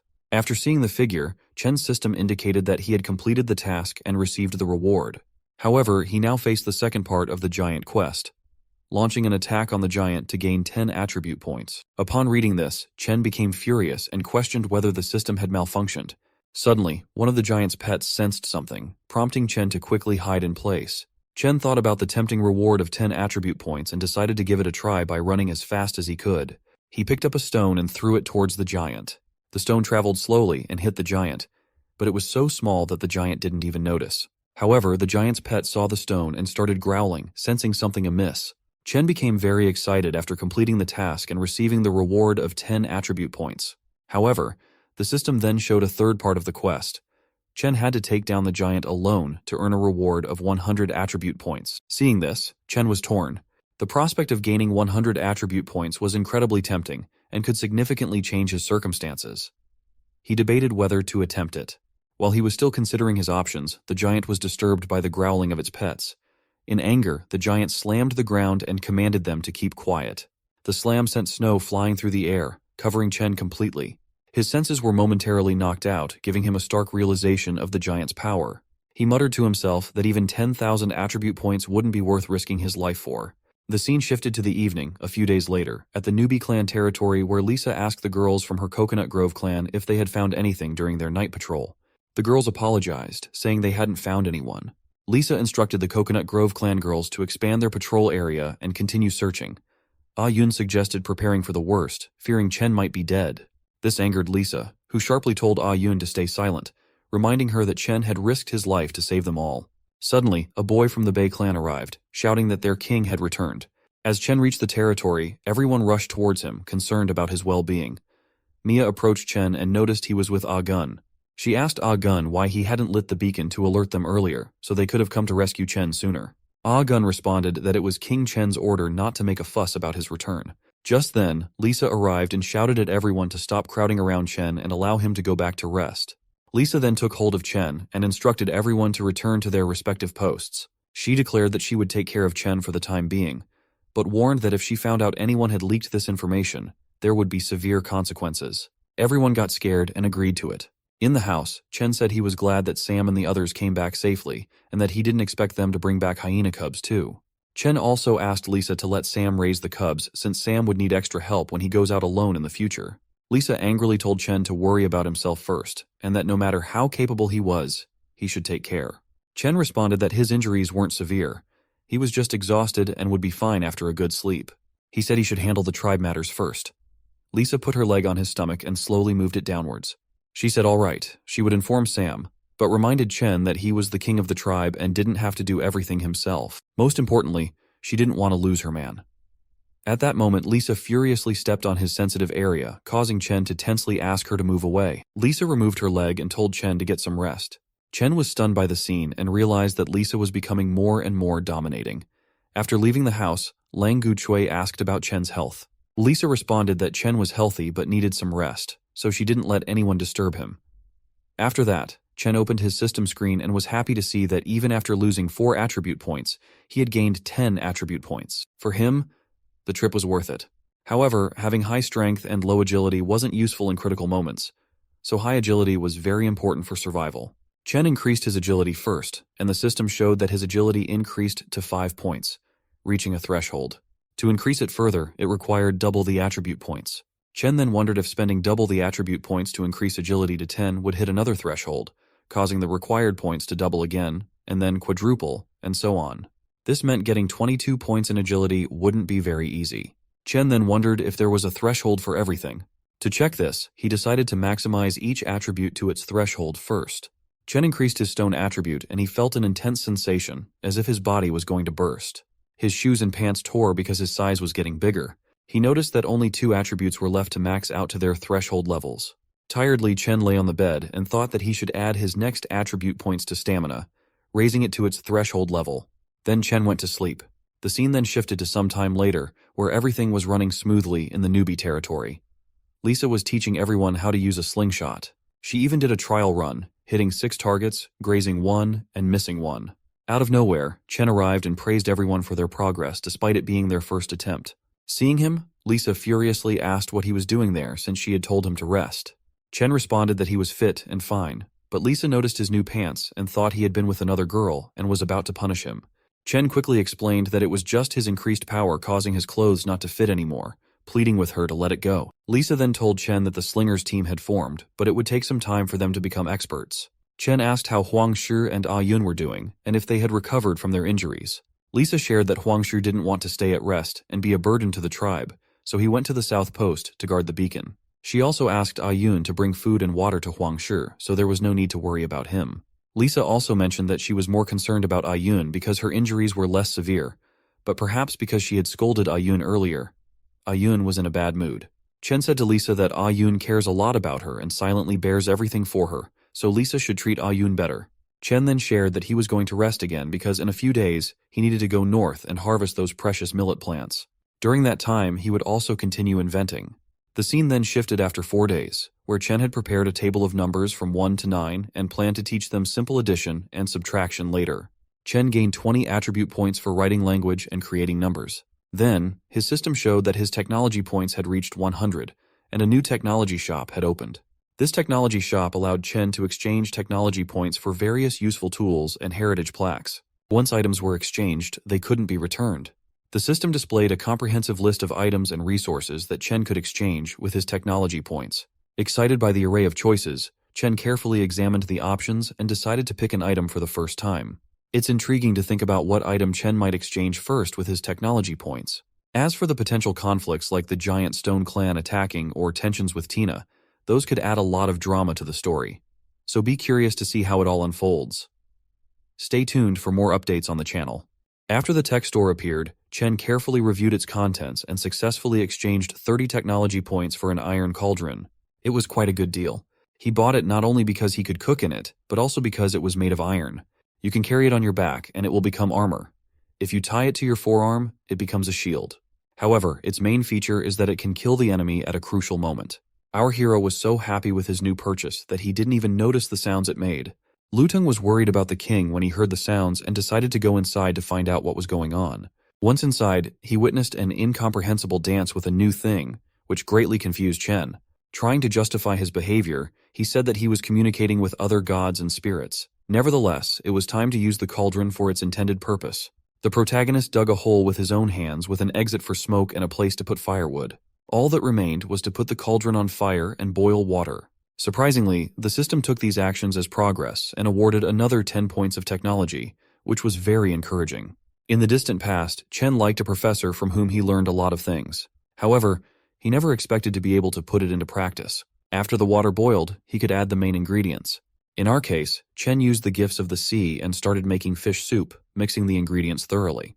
The system added another 10 points for inventing new cooking methods, so today the food was twice as tasty for our hero. At the same time, Stonebone came in with some pretty good news. They were finally able to extract salt by evaporating seawater on the salt field, which earned them even more points. The appearance of salt had a good effect on the food, which added a great flavor. As a reward, Chen offered him to be the first to try the experimental soup, and then return to other tasks. The 100 points he had recently spent on the cauldron were quickly returned, so it became the most profitable exchange he had made in recent times. After the tasting, the protagonist ordered Luteng to bring the rest of the tribe, who had to bring their own bowls. It was the first time they had ever tasted such a delicious fish dish, so they were quite surprised by the new flavors. Fortunately, there was plenty of food, and everyone could get an extra portion. One such person was Mia, who had already eaten 2 bowls of soup and wanted more. However, Ayu was worried that someone might not have enough food, and Chan had to reassure her that there would be enough for everyone. If that happened, he could always make more. After all, he would have to cook a new portion for those who were on guard duty and on patrol anyway. The guys at the outpost had to have some too, so he was going to take the bowl of fish soup to them himself in a few days. He liked teaching the tribe something new and seeing the joy on their faces. That's why he promised himself to teach them how to use wooden chopsticks so they could eat roast beef like civilized people. Meanwhile, while everyone was enthusiastically rustling their plates, Chen reopened the technology store in search of a useful item. He had already accumulated 100 technology points, so it would be wise to exchange them for something new. The math and farming stoves were unnecessary, and he immediately excluded them from the list of possible purchases. However, to sow the crops, he needed to obtain precious seeds that his tribe still hadn't managed to collect. Unfortunately, it was at this moment that he was interrupted and informed of an activated trap located to the north. There were no traces of human activity nearby, so it was logical to assume that it was just a beast that was still possibly alive. The sudden appearance of Lisa surprised our hero, but her ruthlessness quickly solved the problem. She ordered the guards not to bother the king with such trifles and just finish the beast off. She was unhappy that Chen was too busy to think about her, so she came to the meeting herself. Only now he was forced to set up his own home. This time, he promised to find something new and bring new changes to the tribe. He kissed her as a pledge of his loyalty, which confused her greatly and turned his attention back to the animal in the trap, because instead of killing it, he could tame it. So he left the rest of the work to Lisa. The nettles that Huangshi had brought recently had already run out, so more needed to be collected. The most important thing was to find precious millet, the grain of which could be sown in the fields. As they headed for the traps, Chen looked around for seeds. However, he never found anything. Finally, they arrived, but the place where the trap with the captured beast was located was too quiet. When they looked inside the trap, they were very surprised. Not long ago, the animal had been howling desperately for help, but now it was only snarling angrily, suffering the pain of its pierced leg. It was another hyena that came in search of food. Looking at it, it became clear that it looked like a mother pig. Sam was overly sensitive to milk, and it was by the smell that he immediately recognized the signs of breastfeeding. Most likely, it was the mother of those hyena babies. Feeling responsible for the hyena cubs, Chen tried to go down to her, ignoring the danger posed by the animal's claws. Wrapping the animal with a rope, they easily lifted it to the top. The hyena was too weakened by the wound and became like an obedient pet dog. Now Sam was responsible for her. The protagonist asked him to save the animal and feed her. For him, this task did not seem easy. Previously caught hyena cubs flatly refused to eat the meat he prepared for them, so he didn't know what would suit their mother. Sam tried to figure out what to feed them, but every day they became weaker and thinner. Just as Chen had assumed, raising baby hyenas was not as easy as it seemed at first glance. However, the fact that their mother was trapped will be their salvation. As soon as they returned home, our hero ordered to tie up an adult hyena, feed her with meat, and take her to the cubs. This should have been enough to help the cubs, so Sam immediately went back to the tribe. Our hero could only hope that the wild beasts would not harm them in their home and would allow themselves to be tamed. After that, Chen entrusted the warrior to check the rest of the traps, while he and the rest of the people went further north. As they went further, the more wild animals they encountered. Fortunately, his plan was successful, as they were able to find wild millet that was just ripe. If he had waited a couple more days, they might have been left without a crop, so their luck could be considered a gift from the gods. In addition, there was still plenty of time left before returning, so our hero decided to start collecting medicinal herbs. Today could have been the most productive day in recent memory, as they were able to get a lot of resources before nightfall. However, at dusk, the big animals wake up. The loud cry of the bear was familiar to Chen, so he ordered the rest of the team to hide in the bushes. Everyone was immediately quiet, trying not to give themselves away, but the animal was too fast and in a split second was not far from them. Of course, in such a dangerous situation, they could have thrown away the millet and medicinal herbs that were weighing them down, but Chen forbade them to do so. He didn't want to waste valuable resources and ordered them to wait until the animal left. No one argued with his decision, but everyone took a pose that would allow them to escape faster in case of danger. For the tribe, it was necessary to save their own lives. For our hero, this pose seemed very funny, and he almost laughed. But do not forget that the bear wandering around the neighborhood may be their old friend. Unfortunately, the team became very relaxed when the bear's cry died down and they started asking stupid questions, which annoyed Chen. To silence them, the protagonist threatened to throw them right into the bear's mouth if it returned because of their screams. But the beast heard his loud threat and began to approach them again. The bear was roaring like crazy, ramming into one tree after another, unable to stand on its paws and constantly falling. It was likely that it had injured itself on something and could not calm down, so Stonebone offered to catch it for dinner. However, they were not the only ones who thought of this. After the stranger's shouts, the bear quickly got up and started running away from the hunters in the opposite direction. This time it was hunted by people from the mountain tribe, with whom Hector wanted to get even. With these intentions, he jumped out of the bushes and ran after them. With his reckless behavior, Hector almost revealed their disguise, but Chen was able to quickly return him to the bushes. With a loud rustling sound, they were able to hide again, which attracted the attention of the man from the mountain tribe. Fortunately, they did not focus on unnecessary details and preferred to hunt for prey. But Hector did not understand the protagonist's actions. He had a great chance to take revenge, but he was not allowed to do so. In such a situation, he shouldn't have let hatred cloud his judgment. The enemy's forces far outnumbered them, so it would be rash to attack them. The only advantage for our hero was that the enemy was in the open area, and they were in the shadows. Even if Hector wanted to engage in battle, he had to wait for the most appropriate time, so now he had to listen to Chen. Meanwhile, the bear was completely exhausted and fell down in the middle of the clearing. The man who was running after him did not hesitate to mock him, and kept pushing the poor animal, forcing him to get up again and again. However, the leader of the mountain tribe was against these antics. The bear ate the venison mixed with poisonous white flowers and then was wounded in the stomach. It was surprising that after all this he was able to run so far, so he clearly deserved a decent death. Being mocked by a human was too low an act, so as a punishment, he was immediately thrown into a tree. The chief ordered everyone to step back from the clearing while he organized a quick but rather painful end to the bear. To do this, he wanted to use an obsidian blade, which was created from natural volcanic glass. At the same time, information about the bait was useful for our hero. Not many primitive people could have thought of mixing poison into the bait, so he was surprised at their intelligence. But the system was against killing the bear and ordered Chen to save it. Forcing him to take a chance and start a war with a mountain tribe to save a bear that had recently tried to kill him seemed completely absurd.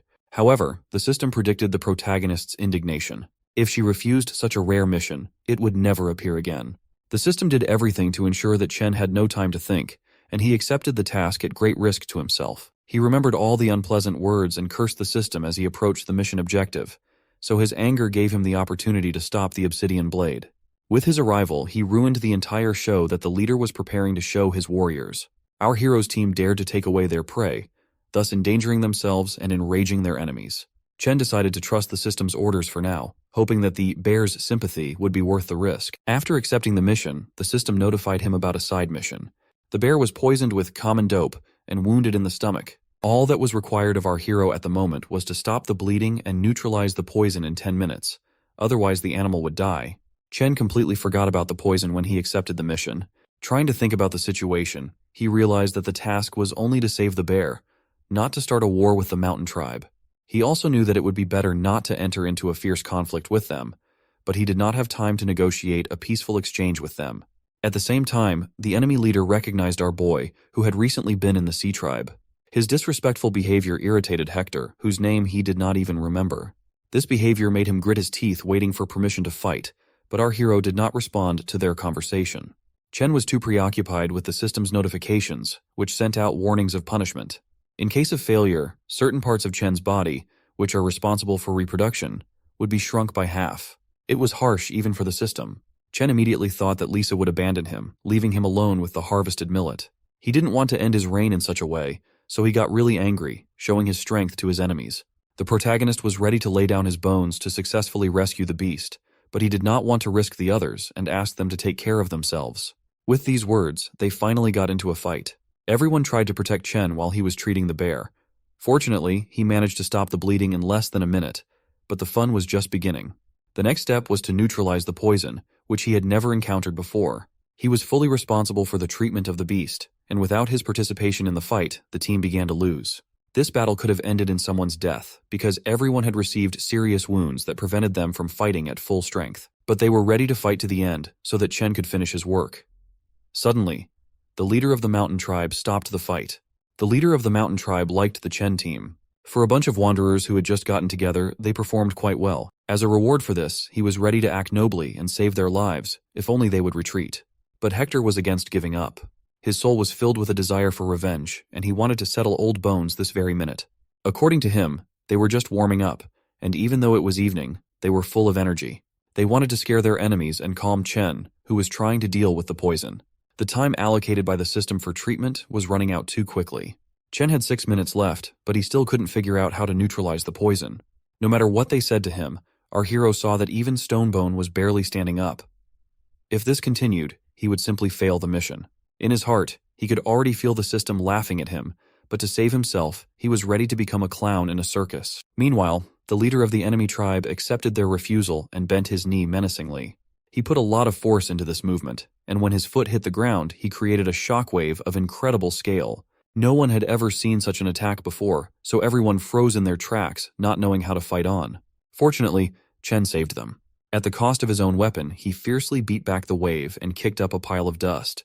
He didn't want to get into a fight with their tribe, but it looked like he was going to have to intervene. This aroused the chief's curiosity. Now he wanted to know the name of the tribe that had so fearlessly opposed them. He had only recently taken them for wanderers, but it seems he was very wrong in his guess. It was not his style to attack a small group of people with an army, so as soon as he learned what he wanted to know, he let them go. Instead, he promised to deal with Chen on another day, with the same number of people on both sides. Today, the leader of the mountain tribe was delighted to meet him, so he nobly retreated, taking the wounded with him. This included the guy he had thrown into a tree for mocking the bear. Now he was too sick and the others had to carry him. Thus, the tribe of newcomers, led by the protagonist, managed to avoid trouble. The only thing left to do was to solve the last problem, namely to remove the poison from the bear's body, which was causing him incredible suffering. And while Chen was treating the bear, the mountain tribe did not understand why the chief voluntarily gave away the prey. This behavior was too strange for them, but the lack of ginseng explained his decision. They used this plant to strengthen themselves. In addition, the supernatural power granted by the sorcerer was almost exhausted. Chen was not an easy opponent, since he was able to block a punch that had 70% of his strength invested in it. Looking at the relaxed posture of our hero, the leader was convinced that Chen was hiding something. In addition, his weapon seemed rather unusual and too well sharpened for such a weak tribe. Inspecting his obsidian blade, the chief promised to do his best in their next meeting. Meanwhile, Chen consulted with the rest of his team. Unfortunately, none of them knew how to neutralize the poison from the dope and just watched his actions. But some of them decided to ask why he was saving the bear. They thought it was just another prey for which they had just entered the fight. However, there was no time left for explanations. All they had to realize now was that this was a huge life-and-death situation. The system left him only one last attempt, so Chen used honeysuckle and burdock. These two herbs had the effect of neutralizing poison, but no one knew if they could neutralize the dope poison. Using brute force, they opened the beast's mouth and shoved everything they had at hand into it. The protagonist spent the rest of the time until the end of the mission, holding his breath. While waiting for a miracle, time passed too slowly, and only at the last seconds did the system take pity on the bear and send a message about the stability of the animal's condition. Now that the bear's life was out of danger, they could take a breath and relax. Hector was the only one who kept asking to go to chase after the mountain tribe, who didn't have far to go. Being a wise king, Chen explained that no one knows all the characteristics of the enemy army. If they acted rashly, they would suffer huge unnecessary losses.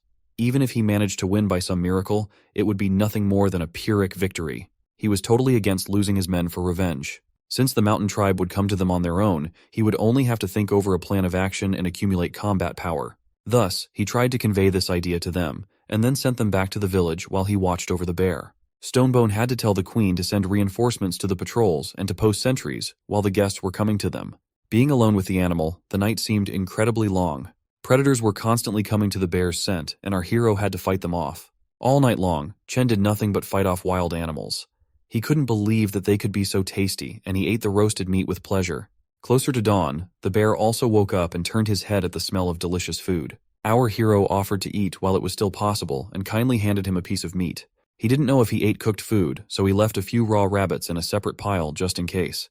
By the time the fire was completely out, Chen, in the company of the wild beast, had eaten enough game and began to rest. After that, the system notified him of the mission completion and awarded him the bear's sympathy points, offering to distribute them immediately according to the parameters. According to the protagonist's plan, the points were primarily credited to physical strength until it reached a critical value, which made him a remarkable strongman. Chen liked this reward, and while he was rejoicing, the beast gave him a part of its food as a gift. This was his way of expressing his loyalty, so our hero accepted the gift and shared it with the bear. Now that he was in perfect health, it was time to go their separate ways, hoping for a new meeting. Only the animal itself refused to do so and almost immediately grabbed Chen's clothes. He wanted to go to the settlement together, so he put a lot of effort into achieving a positive result.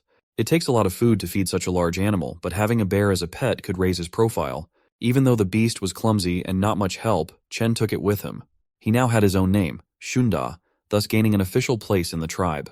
As a sign of gratitude, the bear happily pounced on our hero to hug and lick him, and then followed him. Now that Chen had a strong assistant, he could follow the mountain tribe to scout the path. Sitting on top of Junda, they could see the tracks that the enemies had so recklessly left behind. However, the farther they went, the deeper they got, which meant only one thing: a bamboo forest ahead. Bamboo could be used not only as a material in construction, but also for making firecrackers. All that was left was to mix nitrate, sulfur, and charcoal in the right proportions and put them in a bamboo tube, which would be a good container for the powders. If they do succeed in making firecrackers, they may be able to take their enemies by surprise in a decisive battle. Even if the power of the explosion is insufficient, its sound will scare the tribe and make them flee. Recently, the protagonist was brought some saltpeter and learned how to produce coal by firing a kiln, but there could be problems with sulfur. Usually it was formed only near volcanoes, so Chen used the system's map to facilitate the search. As he had assumed, the volcano was located near the glaciated giant. If he didn't get too close to it, he could take a chance and evaluate the sulfur deposits. Last time the protagonist was busy running away as fast as possible and didn't consider the nearby resources, but with Shunda, it will be much easier for him. After thinking about the plan several times, he finally ordered the bear to turn north, where he would show him something incredible. They chased at full speed until they came to the same lake where Hector and Sam were. While looking at the landscape, Chen told Shunda that he had already walked this road. He hadn't been in the mood to explore the area then, but today was an opportunity to make up for lost time. Cautiously approaching the lake, they were quiet, waiting to see the sea monster they had talked about so emotionally, but it was in no hurry to rise to the surface. Chen was ready to go on, but Junda suddenly became alert and took a few steps back. At the same moment, air bubbles appeared on the surface of the water, released by something really big. A gigantic head followed, howling in a furious voice as its body swam to the surface. It was a real Tyrannosaurus, looking around for an easy meal. Only the rope, the end of which was broken, indicated that the creature belonged to someone. The T-Rex was clearly not the creature Chen had expected to see. Along with the bear, he became alert and crouched in the grass, estimating the size of the creature. The collar hanging around its neck might indicate that it was the giant's pet that had escaped while he was sleeping. It is likely that the monster that frightened the saber-toothed tiger and left giant tracks in the forest was just like this T-Rex. If this is true, then the giant on the mountain has been asleep for at least 15 days.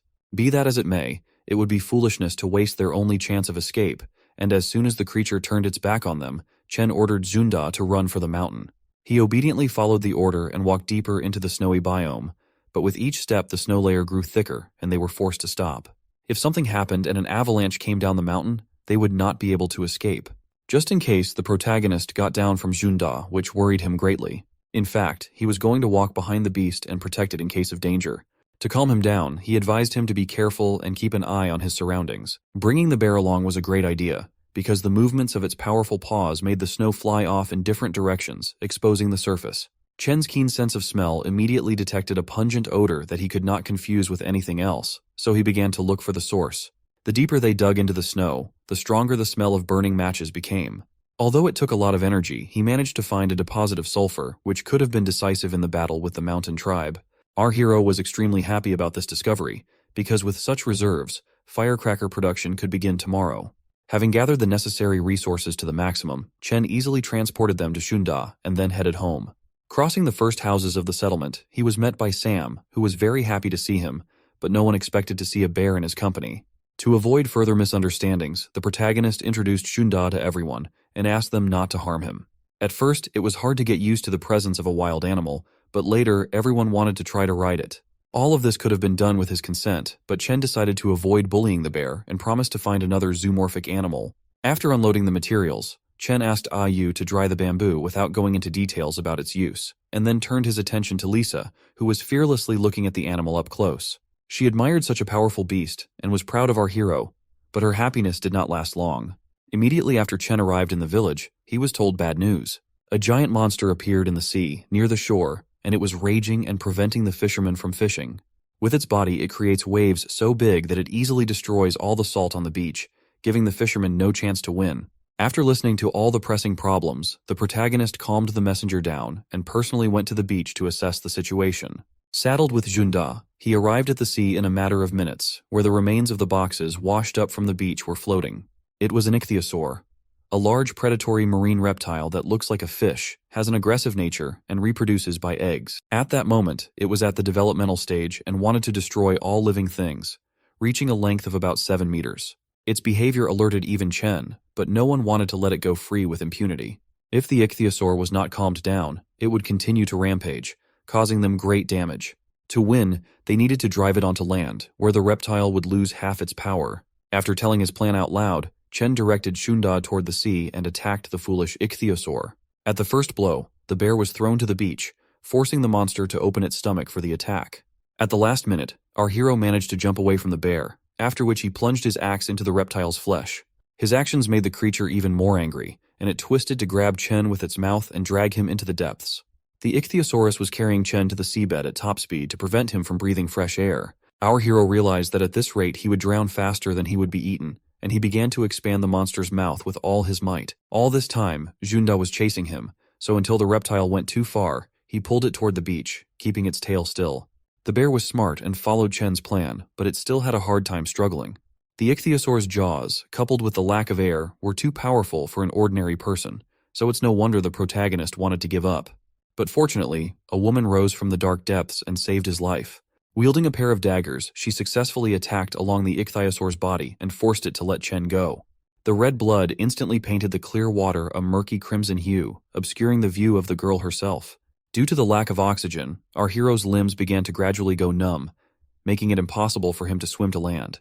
He spent his last moments of lucid consciousness thinking about the girl who was skillfully swimming in the sea. The next time Chen opened his eyes, he saw Junda on the yellow sand, worrying about him with the rest of the tribe. After coughing out his water-filled lungs, our hero noticed his rescuer on a rock and asked Alana to come closer. She was the best swimmer in the sea tribe, often hunted in the sea, and knew where to attack the reptile to quickly deal with it. Everyone on Earth knew that the sea tribe was not known for its mental abilities, but Alana looked completely stupid compared to the others. But considering that she had saved Chen, he didn't pay much attention to this fact, and sincerely thanked her for saving him. Now he was only interested in where she had gotten the obsidian daggers. In fact, she had gotten them from a bad guy who had invaded their tribe's territory. Although Alana quickly answered this question, she later thought that they were trying to take the weapons away from her and almost started a fight. However, it didn't come to that, because she was explained Chen's position in the settlement, and she calmed down. It was hard for her to remember all the information about our hero, but she realized that he wanted to help the sea tribe. Once she was convinced that he could be trusted, Alana told him about the day when the mountain tribe unexpectedly entered their land. She quickly lost consciousness in a fight with them, and when she woke up, her brother Fang and other tribal members were locked in a cave. They were being exploited ungodly, forced to do all the dirty work, and when they had enough, Brother Fang proposed an escape plan. He was going to attack the guard and give his weapon to Alana, who was to cut the rope and jump off the cliff into the river. Fang was sure that this was the only way he could save her, so he ordered her to do everything he said without question. If the plan succeeded, she would first have to meet Hector, who was famous for his luck and had to survive. With her warlike nature, she would never have survived in captivity, much less come up with this plan, so Fang sent her to a confidant. At the same moment, the guard noticed suspicious activity on their part and approached to punish them for breaking the order. His recklessness played a bad joke on him, because at that very moment, Fang attacked him with the body of his prey, which was being forced to be dragged to the warehouse. Having successfully immobilized the guard, Alana was able to get his weapon, then jumped into the water and swam downstream. That's how she encountered the huge monster that was about to eat Chen and met her friends from the Sea Tribe. After carefully considering her story, our hero suggested that she go to the logger, where, according to her brother Fang's plan, she was to meet Hector. However, she did not want to go back with her bare hands. Given that there was a dead ichthyosaur in the water, they had to take it with them. They mounted the reptile on Zunda and dragged it along the sandy beach, leaving a trail behind them. Unexpectedly, in the middle of their journey, they met Hector and Stone Bone, who had come to meet their king, but they did not expect to see Alana in their company. The story of their meeting was a long one, but now Hector knew that there were about 10 more people from the Sea Tribe left in captivity. They needed to be rescued before the Mountain Tribe began to torture them, but going to them without a plan was too risky. Our hero tried to calm him down for a long time, but when he noticed smoke on the mountain, he was distracted. It was a signal fire that screamed about the danger on the western mountain. No animal, no matter how smart or agile, could light a lighthouse on a mountain, so Chen was very wary, and it was not surprising. When the leader of the Mountain Tribe left them with his prey, he spoke of revenge that he would hardly forget.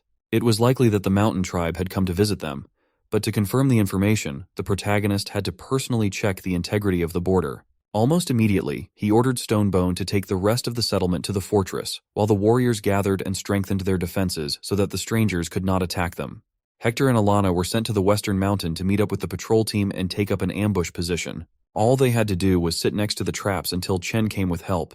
All the way, as he ran toward the camp, he hoped for the mercy of the gods and the mistaken ignition of a signal fire. Fortunately, Lisa was already waiting for him outside. She was worried about the fight with the monster that was raging on the shore and couldn't find a place to sit, imagining different scenarios. When she noticed that he had no wounds, she breathed a sigh of relief and offered to rest while she reconnoitered the situation. However, he did not have time for that. Chen was grateful for her efforts, but the signal fire was still bothering him. Even if she went there with the rest of the warriors, she would never be able to calm Hector, who could go crazy and attack the Mountain Tribe leader at any moment. He had to deal with the situation himself, so he brought along Huang Shi, Lang Guchui, Sam, and Yu, who had proven themselves in battle many times. Instead, he left the rest of the work of defending the settlement and treating the wounded to Lisa. Sam recently found a hill from where she can observe the situation if she wants, so that in case of danger she can go with reinforcements. Even though Chen did not want to take more people, Mia insisted on participating. She had never been taken along, so if they refused, she threatened to follow them anyway. Having dealt with the orders, our hero put Lu Teng in charge of protecting the queen and then immediately headed west. By the time they got to the rest of the team, it was getting dark, which could have played into Chen's hands. At dusk, it is much harder to recognize the traps and the place of ambush of each warrior. However, the Mountain Tribe had foreseen this situation and was slowly approaching the border with torches, not hiding their location at all. As if sensing danger, the leader ordered the tribe to stop right in front of the death trap. He guessed that Chen had arrived at the border and was waiting for guests, so he offered to voluntarily come out for a fair fight. No one understood why he was so sure of our hero's presence, but no one took off his disguise. Instead, the leader explained his tactics and how he was able to feel the people. The neighborhood was too quiet. No birds sang, no beetles scratched, and no frogs croaked. Only after a long presence of a large number of people could the animals leave their burrows, giving away the location of the trap. But even then, Chen's team did not show themselves and was forced to switch to threats. The chief didn't like using Qishanzhao power, but he didn't want to play hide-and-seek even more. This time, the protagonist came out of the ambush, prepared to meet the enemy face to face. It just so happened that the Mountain Tribe was surrounded from all sides, leaving them at a disadvantage, but the same number of people from each tribe pleased the leader. Holding his obsidian blade forward, he happily challenged Chen to a duel, because this time he could fight freely without thinking about his dignity. However, Hector, as our hero expected, did not miss the chance to avenge the Sea Tribe and attacked at the first opportunity. He had neither principles nor pride, so he shamelessly attacked him in the back. Literally a few meters separated them from facing off in a fierce battle, but the man from the Mountain Tribe did not let him do so. Mutzi blocked his way, leaning against the evil Hector with all his might. Like two stubborn rams, they were not inferior to each other in strength, leaving a trail behind them. At first glance, it seemed that Mutsi was losing, because he had a slightly smaller build, but he was much more agile. The chief was pleased with him, so he praised him for saving him and let him play with Hector. In the end, Mutsi gathered all his strength and managed to throw him into a rock, causing a wave of vibration to travel across the ground. Such power scared even Chen. Up until that moment, Hector had never lost to anyone, so our hero was very worried about the situation. At the same moment, an enemy warrior was passing under one of the traps, and Yu dropped a giant log tied to a tree with a cable. The blow was so powerful that it should have easily knocked him down, but he pushed the log aside as if nothing had happened. The second warrior of the mountain tribe impressed with his remarkable strength, making the protagonist forget about the plan with the traps. After Hector was thrown into a rock several times, thick blood flowed from his mouth. Mutsi was going to deal with his opponent quickly because he didn't want to lose so easily to some newcomer, but he simply dodged the blow. Hector was just as stubborn and clung to his life to the last. This time he managed to grab the enemy with a dead grip and drag him to the water. There he had a considerable advantage, and Mutsi knew it. He kicked at the hard ground with all his might, trying to get out of his clutches, but only stuck him in place. At the same time, Alana jumped out of the river and attacked him from behind. As long as he was in place, it would be no problem for her to stab him in the back, but the enemies were against her decision. They threw their comrade towards Alana like a ball and knocked her back into the water. The mountain tribe was so wild that they could go even to an environment with unfavorable conditions for themselves, so she had to fight off the stranger.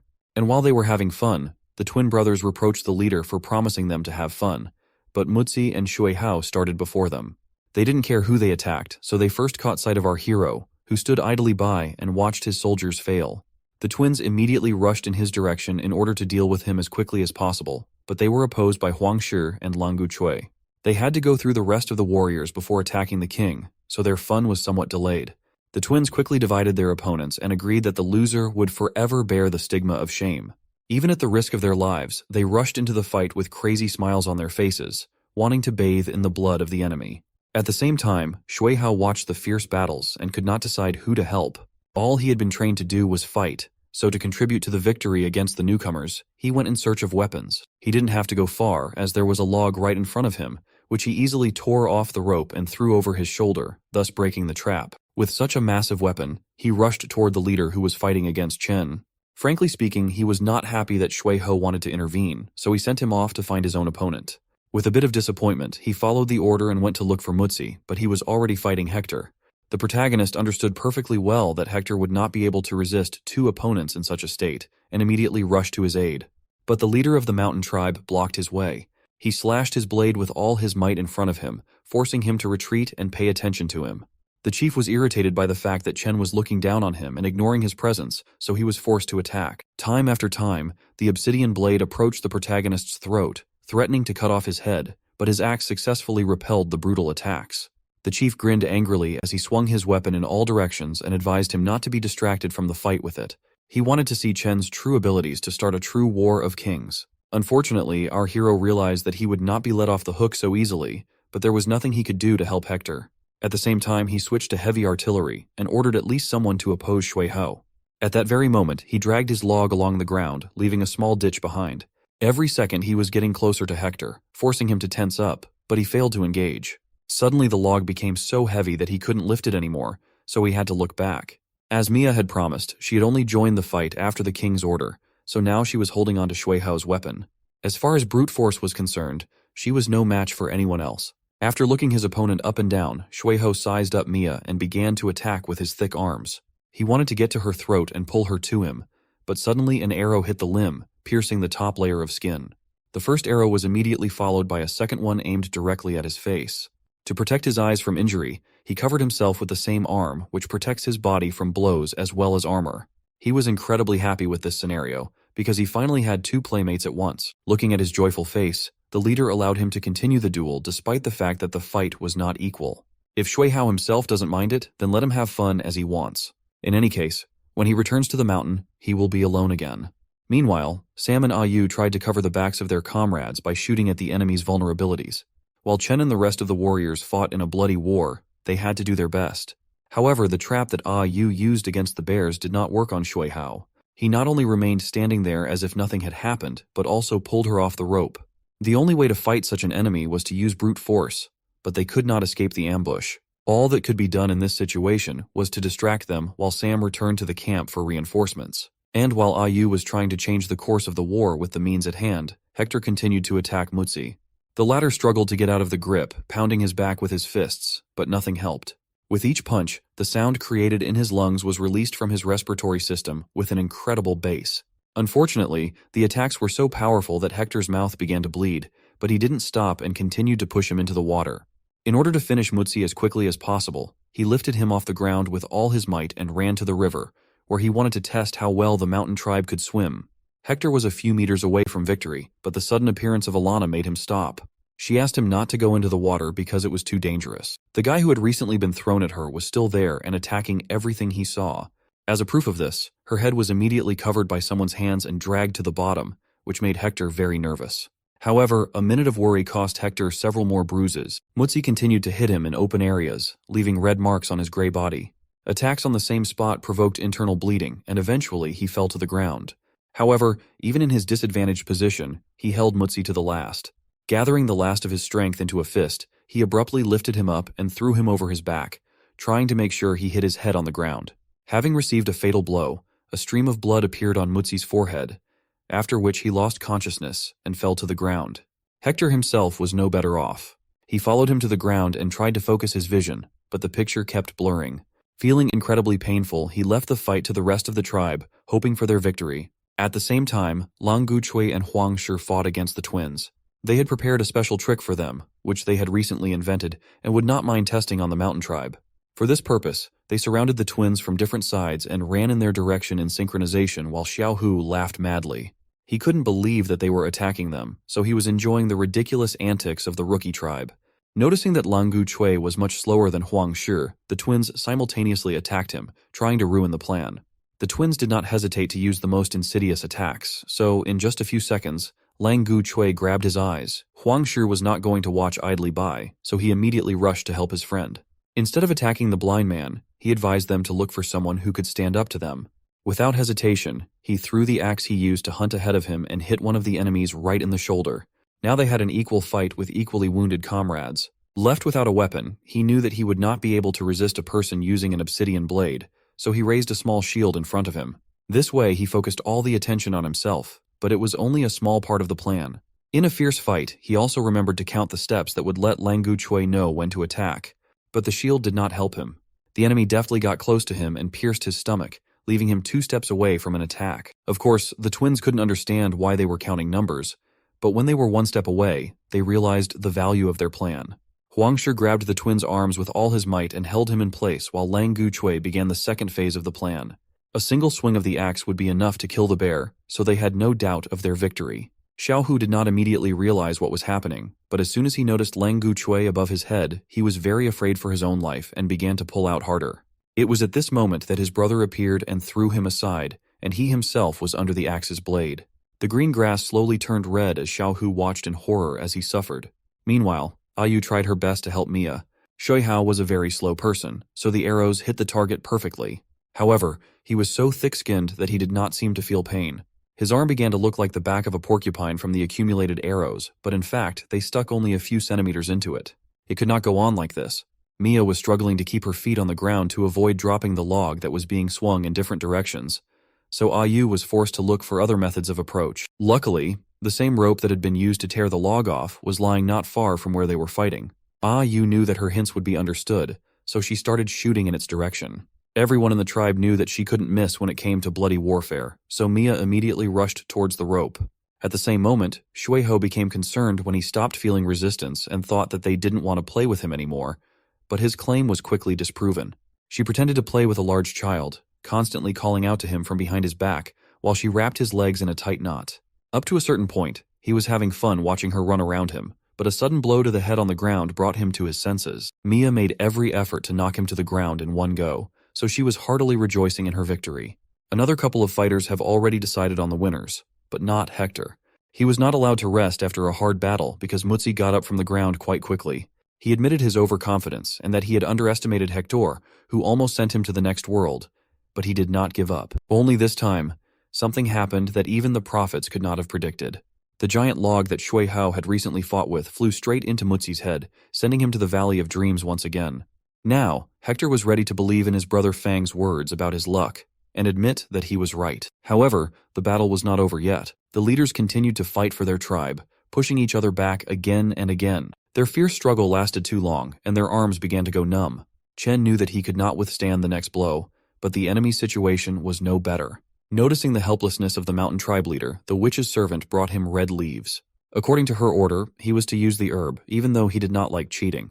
By burning the leaves, the chief would be able to return home safely, while the servant would hide from the smoke in the water and watch over the torment of the newcomers. Shortly before the war began, the witch warned him of the consequences, so the servant advised him to make a wise decision to prevent a loss. Our hero immediately realized that he wanted to abandon the voice of reason in order to strengthen his body with red ginseng and use the power of Pangu to confront the mountain tribe on equal terms. Red ginseng would have been a great help in the war against the newcomers, but the leader of the mountain tribe doubted the need to use it. Most likely, the witch was able to unravel his character, so she ordered her servant to slip him this herb in any unclear situation.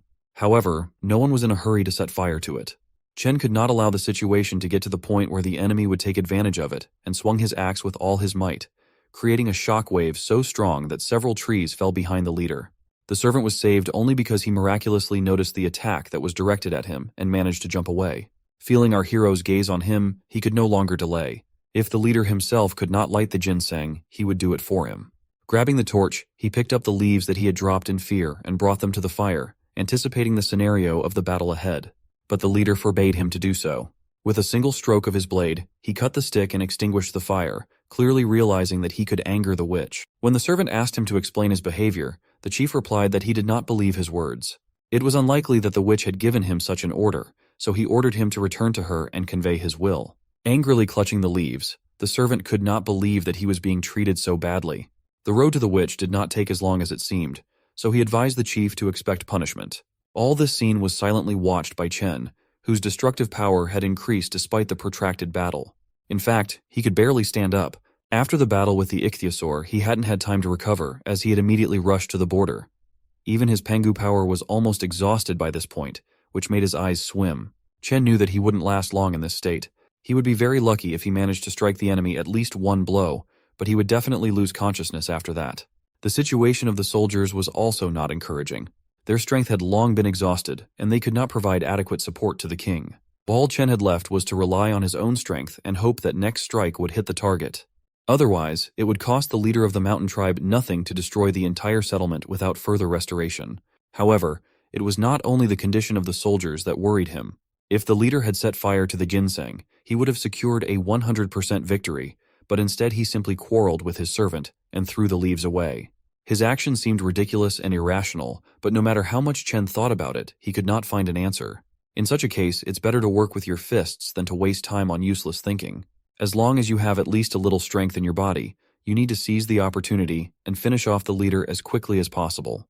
Time and again he attacked the enemy, trying to knock him out, but he kept resisting, stepping on his trail. The chief was pleased that he could fight such a strong warrior as Chen, so he provoked him to show his true strength to the last. For some reason, it was only when both of them were tired that he noticed the protagonist's wounded arm. The leader was sure that he had not inflicted these wounds, so he assumed that Chen had performed a sacrificial ritual, which gave him his strength. Taking this information into account, the fight became 10 times more interesting, but everyone knew that it would not last long.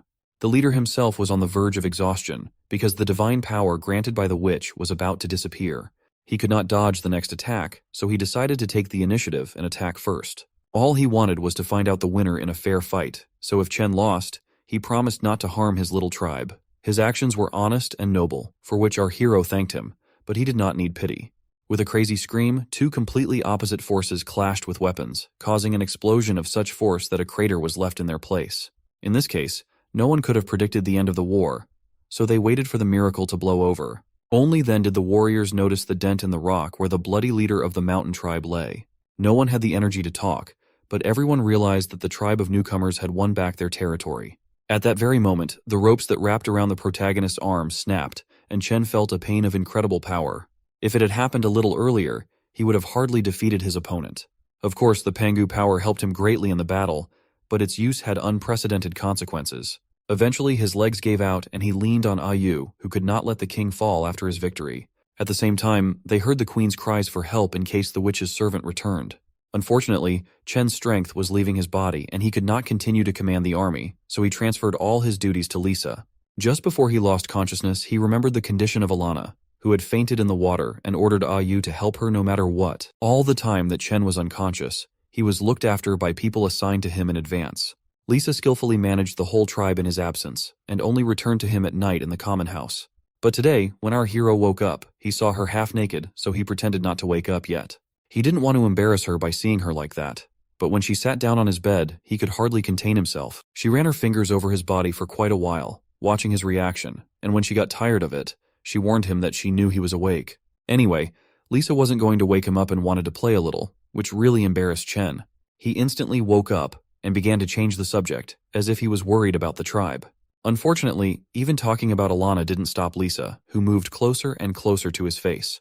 As she said, now was not the time to ask such questions. Mocking him, she assumed that our hero could not even move, so she threatened to do everything to find out what he was capable of in this state. Frankly speaking, Chen had been prepared for such a situation for a long time, but he had imagined it a little differently. He thought that one day he would give it his all and prove to everyone his endurance, but because of Lisa's stubbornness, everything went wrong. He accepted the decision that she would dominate, destroying the image of a courageous king, but the system's sudden quest was a great shock. Its name was 7 times in a night, referring to the fact that the leader must be the strongest in many things. In addition, one of the 7 times must last at least an hour, for which you can get 5 nuggets as a reward. The reward itself was attractive, but the punishment discouraged anyone from participating in the quest. If the protagonist fails to complete it, he will be forced to change his orientation. Rereading the task, the protagonist could not imagine how he would complete it. After a fight with the leader of a mountain tribe, he hadn't yet recovered, not to mention his arm, so he was sure he would die rather than complete the task. The quest conditions seemed so ridiculous that they were compared to a fight with a boss, where the hero chooses suicide before the last blow. After thinking about the choice for a while, he realized that the system gave him the right to choose, so he decided to ignore the task until it disappeared completely. However, he did not count on the fact that silence is considered as consent. With screams of anger and attempts to throw Lisa off him, Chen cursed the system with all its stupid tasks. Today could have been the worst day of our hero's life, because he wasn't even allowed to rest. All he could do was hope for help from the outside, or that Lisa would take pity on him and go back to her duties. At that very moment, as if a gift of fate, Zunda appeared, ramming half the house and grabbing Chen. This time, he was more grateful for the kidnapping than ever before, because the system's task was not cancelled because of him. However, when the protagonist asked the bear to stop, it seemed to have not heard his orders. Shunda took Chen deeper and deeper into the forest, making him think that he would soon become food. If only he had known how it would end, he would have stayed with Lisa. Resigned to his fate, he endured the pain of Shunda's teeth until he was dumped in front of the cave. He did not understand why he was brought to the forest and what they were going to do with him, so he looked around cautiously. However, after the bear howled, the cubs came out of the cave and happily greeted their mother. Up until that moment, our hero could not have thought that Shunda was a girl, so he was very surprised that she had time to take care of children. At the same time, the system sent a new quest. 2 cubs were ready to join his settlement under the influence of their mother, so he had to decide whether to take them or not. Without doubting his choice for a minute, he took them under his wing, thus providing the settlement with reliable protection. In just a few years, the kids would grow up to become full-fledged warriors of the tribe. After confirming the system's request, he checked the number of villagers, which had increased by 20, and calculated the military strength. Now, including the cubs, out of 98 people, the net original strength was 68, and the remaining 30 were 3 man-eating bears. After reaching the 90 mark, the system issued a new main quest, where Chen had to expand his territory to 10 square kilometers and recruit over 300 people in 6 months. It had been a long time since he had received the last main quest, and if the system hadn't warned him, he would have forgotten. When our hero read the reward, he was delighted with it, but what does it matter when the tasks are so difficult? However, he had no choice. It was time to speed up the warriors' preparations for the attack and teach the rest of the tribe how to farm. With the support of 3 representatives of the man-eating bears, Chen could forget about his worries, providing the entire settlement with reliable protection. Saddled up with Shunda, our hero watched the cubs with interest and decided to come up with names for them out of boredom. This news pleased the mother bear, and she perked up her ears to hear Chen's suggestions. Most of his nicknames were not suitable for the formidable beasts that would tear their enemies to pieces in the future, so he settled on the most suitable ones. He named the brown bear cub Jun and the red bear cub Jun San. Unfortunately, they didn't know what these words meant, but sensing their mother's pleasure, they began to crouch down by her side. Whatever the case, The quiet times would soon be over, and he would have to deal with a huge pile of cases again. Looking at the system map, Chen was happy to read the information about the tribes in his neighborhood and build a plan of invasion. In fact, this map was quite useful in its application. Our hero knew that he had not passed near the camp in the west, but he already knew the information about the surroundings, guard posts, and traps. Over the next 2 days, Chen planned to teach some of the newcomers the basics of agriculture, and then go on a reconnaissance mission with a calm mind. But for now, he just wanted to eat. After the war with the leader of the mountain tribe, he hadn't been able to taste the meat of the ichthyosaur, so he hoped that they had left him a piece. Much to his surprise, no one touched the reptile without the chief's permission. The whole village knew that Chen was the best cook of them all, and they just waited for him to recover. 3 days passed in this way. The time for rest was gradually running out, and the protagonist had to pack his things to visit the neighboring tribe. To do this, he took a bear with him, which he began to use more often as a riding animal. Finally, Ayu and Lisa came out to see him off and wish him a successful exploration. He left the cubs in the care of Huang Shi, who was responsible for the hyena cubs. He also asked Lisa to watch over the warriors so that they would not kill each other with the new catapult. He left Alana in charge of Ayu. Unfortunately, she still couldn't fully recall the recent events, so she needed careful supervision. All of these points were so important to him that Lisa was tired of hearing about them, so she hurriedly chased him out of the house. However, he was still concerned about Ayu's behavior. She had planted the millet according to his instructions, so there was no need to worry about the farmland, but she still looked downcast. Frankly, she didn't want to let him go on the exploration and begged him to send her to the foolish mountain tribe. After listening to her worries, Lisa assured her that whatever the enemy was, a bear would go with Chen, so worrying would only add to the trouble. Thanks to her steadfastness, the protagonist was able to set off without a scream, entrusting the command to the queen. But from that moment on, she became more wary of Ayu. She paid too much attention to Chen. She watched her insolent behavior day and night. But Lisa was not easy either. Immediately after saying goodbye to the protagonist, she called her trusted spies and ordered them to follow him. Last time the bear had stolen her husband from her, so now she had to get to the bottom of it and make sure he really went on a scouting trip. In any case, it would be better if she never found out about the secret cabin in the forest. At the same time, Chen began to sneeze like a madman. Feeling cold on his exposed skin, he couldn't figure out where he was blowing from, so he blamed it on the fact that his wound hadn't healed completely. Continuing his journey, he reached a steep mountain, which he had to go around, wasting extra time. But while the bear was looking for a way to the top, Chen was surveying the area. If he had the opportunity to settle on the mountain, he would have done the same as the mountain tribe, providing himself with a reliable defense. There were several ways to get to the top, sending the main forces to face the enemy and attacking from the rear.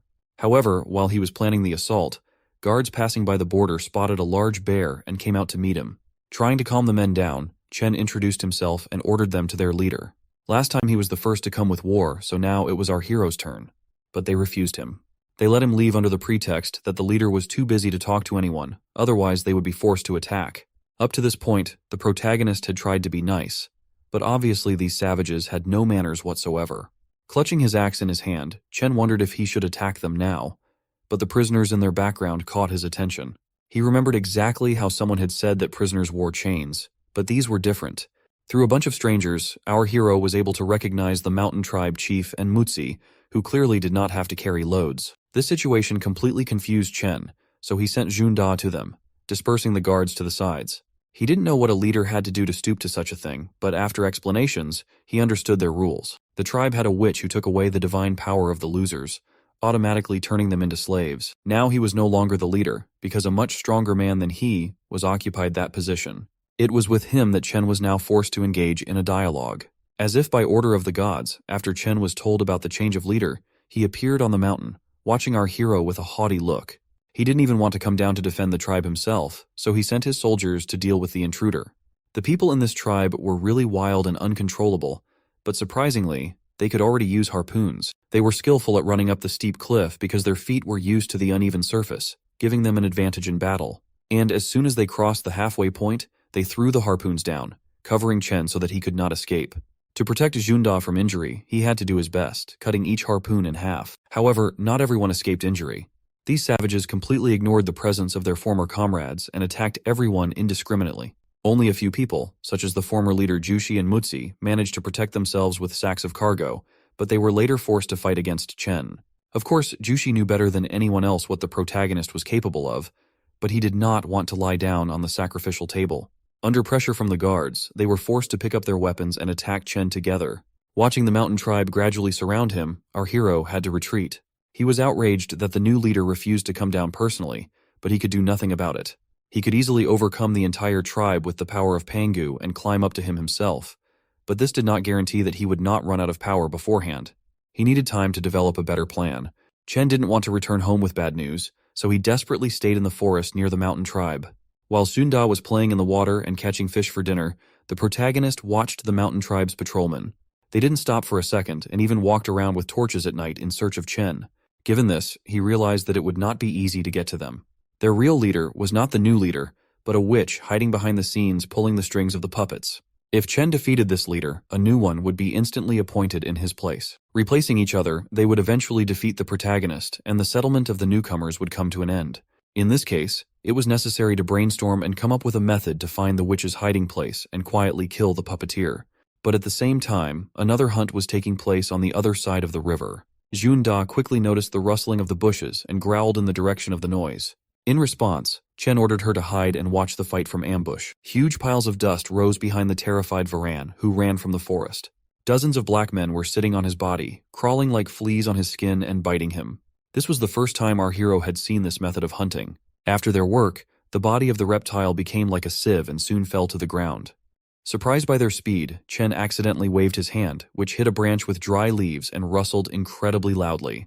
The herd of strangers, as he called them, immediately turned in the direction of the sound, but there was no time to investigate and they simply ran away. It was only by a miracle that Chen avoided an unnecessary fight, so he breathed a sigh of relief when they disappeared. However, he never saw the men, and his curiosity began to eat away at him. Our hero told the bear to stay put while he crossed to the other side to make sure they had left. He tried to walk quickly and unnoticed, but for some reason he could not catch up with them. Given the size of the gobies, he did not understand how they had managed to get so far. It was quite possible that their lair was nearby and they had hidden the beast there, but he would not be able to find out. Incredibly quickly, from an ambush, he was attacked by a woman who tickled his body with her fluffy tail. Her ears moved chaotically independently of each other while she happily called Chen a naughty boy. Except she was attacking the wrong person. Looking at his face, she realized that she had been chasing an innocent man all along because he did not belong to the werewolf tribe. The girl was amazed at Chen's movement skills because only werewolves could run so fast. But she didn't know that our hero's agility was not due to his belonging to this tribe. He tried to peacefully resolve the misunderstanding and explain the situation to her, but the pursuit of women in camouflage outfits made him alert.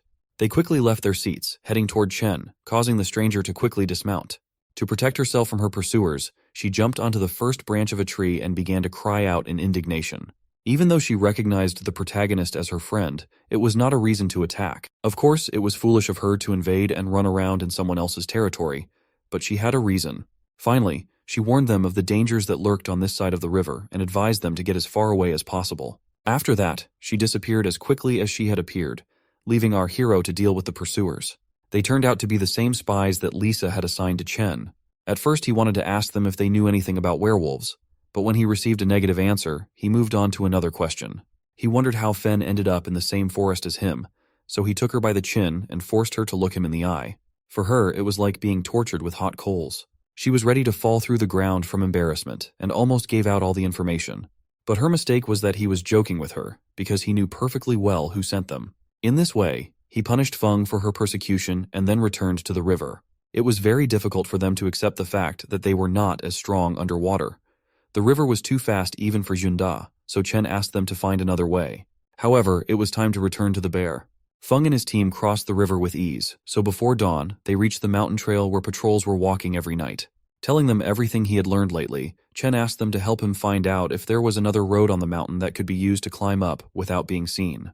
The problem with the werewolf girl was put on the back burner at this point, because now they had to figure out the plan of attack. One of them had to stay near the main road to watch the patrolmen. Chen quickly gave out orders and headed west along the river, promising to return the next day before sunset. As he thought, going downstream was a good idea, because the river ended in a large waterfall. This was most likely the same place from which Alana had recently ducked and run to the sea. Looking at the size of the waterfall, Chen could not think that jumping from such a height would be possible. But while there was time, he could try to climb up unnoticed. The only fear that tirelessly haunted him was that there were enemies above and a strong current below. In any case, there was no turning back, because there was only one end: death. Thinking about all the ways he could get around the guards, Chen decided not to take any chances and go the other way. As he made his way through the dense bushes, he hoped for the favor of the gods to prevent the patrolman from spotting our hero. However, today was clearly not his day. It was in these thickets that he came across a group of people who were silently walking somewhere. Unfortunately, in such darkness it was difficult to see their identity, but Chen took a chance and followed them. Hiding in the bushes, he managed to overhear their conversation. Most people were not sure that the guide could be trusted, but they followed anyway. In the situation in which they found themselves unwittingly, the only thing left to do was to follow the guy. He justified his behavior by saying that he was no longer a member of the tribe of newcomers, and this time, despite the enormous risks, he was ready to show them the way. He managed to secretly write down the location of the traps, so they should have been happy that he was the one they met on their way. For Chen, their conversation seemed rather strange. Apart from the fact that they were most likely trying to secretly pull off something, the guide's voice sounded eerily familiar. Only when they came to an open clearing illuminated by the moonlight could the protagonist recognize him as Lu Teng, who had led the former members of the mountain tribe through the traps. Looking at his behavior, Chen began to suspect that he was just working undercover, but the tribesmen were not yet advanced enough to know what that meant. Now he could only wonder how he had managed to find out about the traps they had recently set in the forest.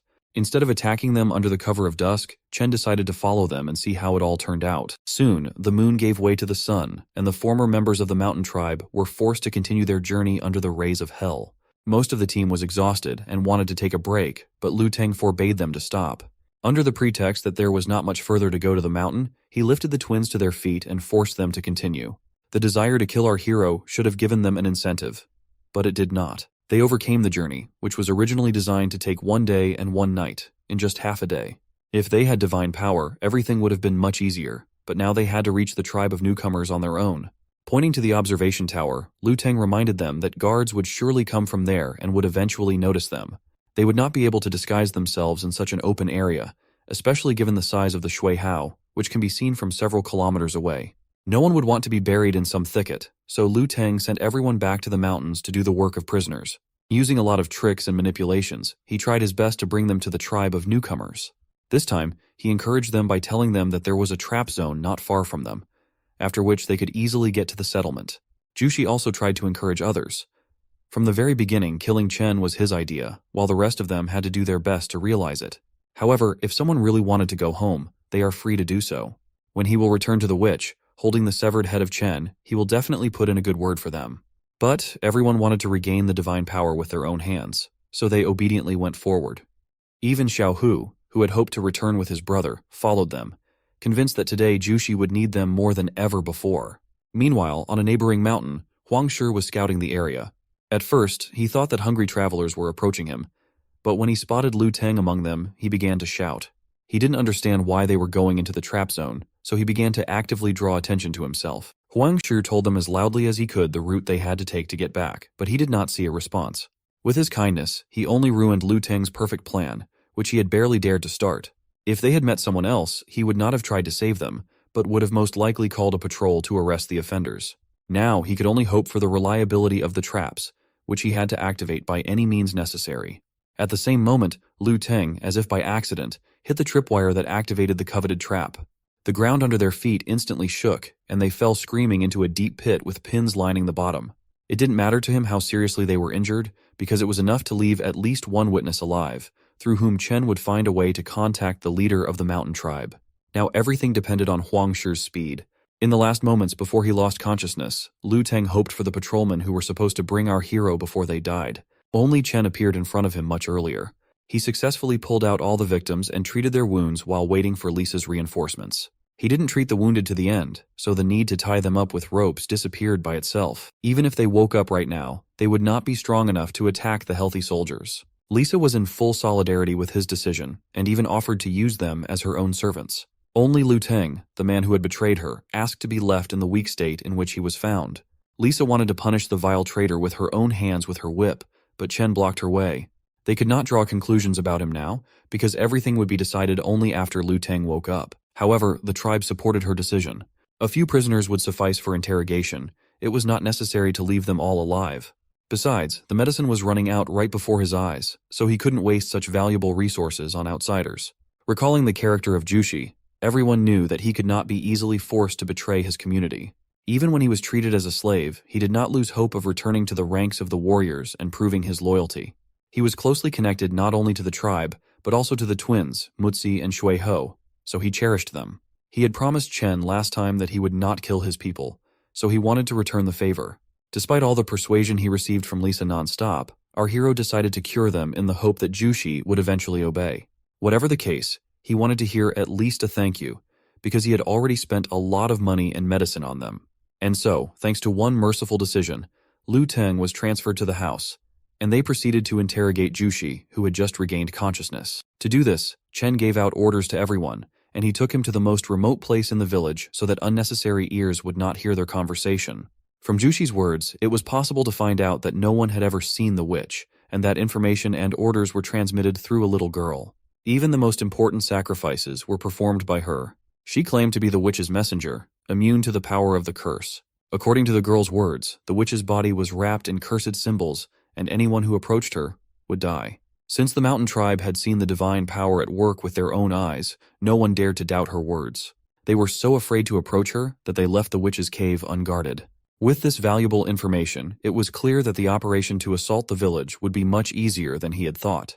However, Collapse, the new leader of the mountain tribe, was not so easy to deal with. Everyone knew that no one could cope with his power, especially after receiving divine strength. However, Jushi said that it could only be obtained at a daily sacrificial ritual, during which a sacred fire was lit.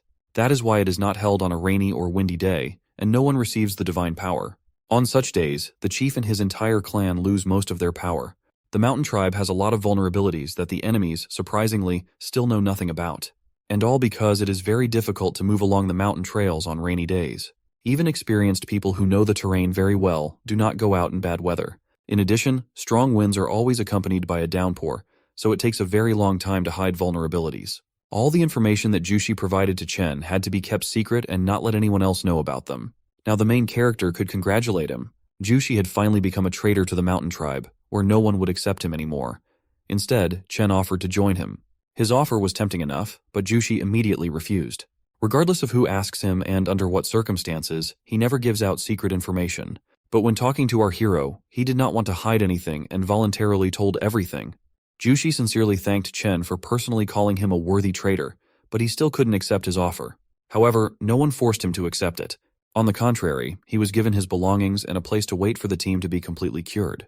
Now that they had a real conversation between two intelligent people, Chen hoped that they would not be enemies the next time they met. 5 days passed in peace and harmony. During this time, the tribe of newcomers prepared everything they needed to make firecrackers and began to fill the bags with ingredients. Lu Teng helped them with this. Yu was worried about our hero and couldn't believe that the traitor was allowed to walk around the village, so as soon as they were alone, she asked him about it.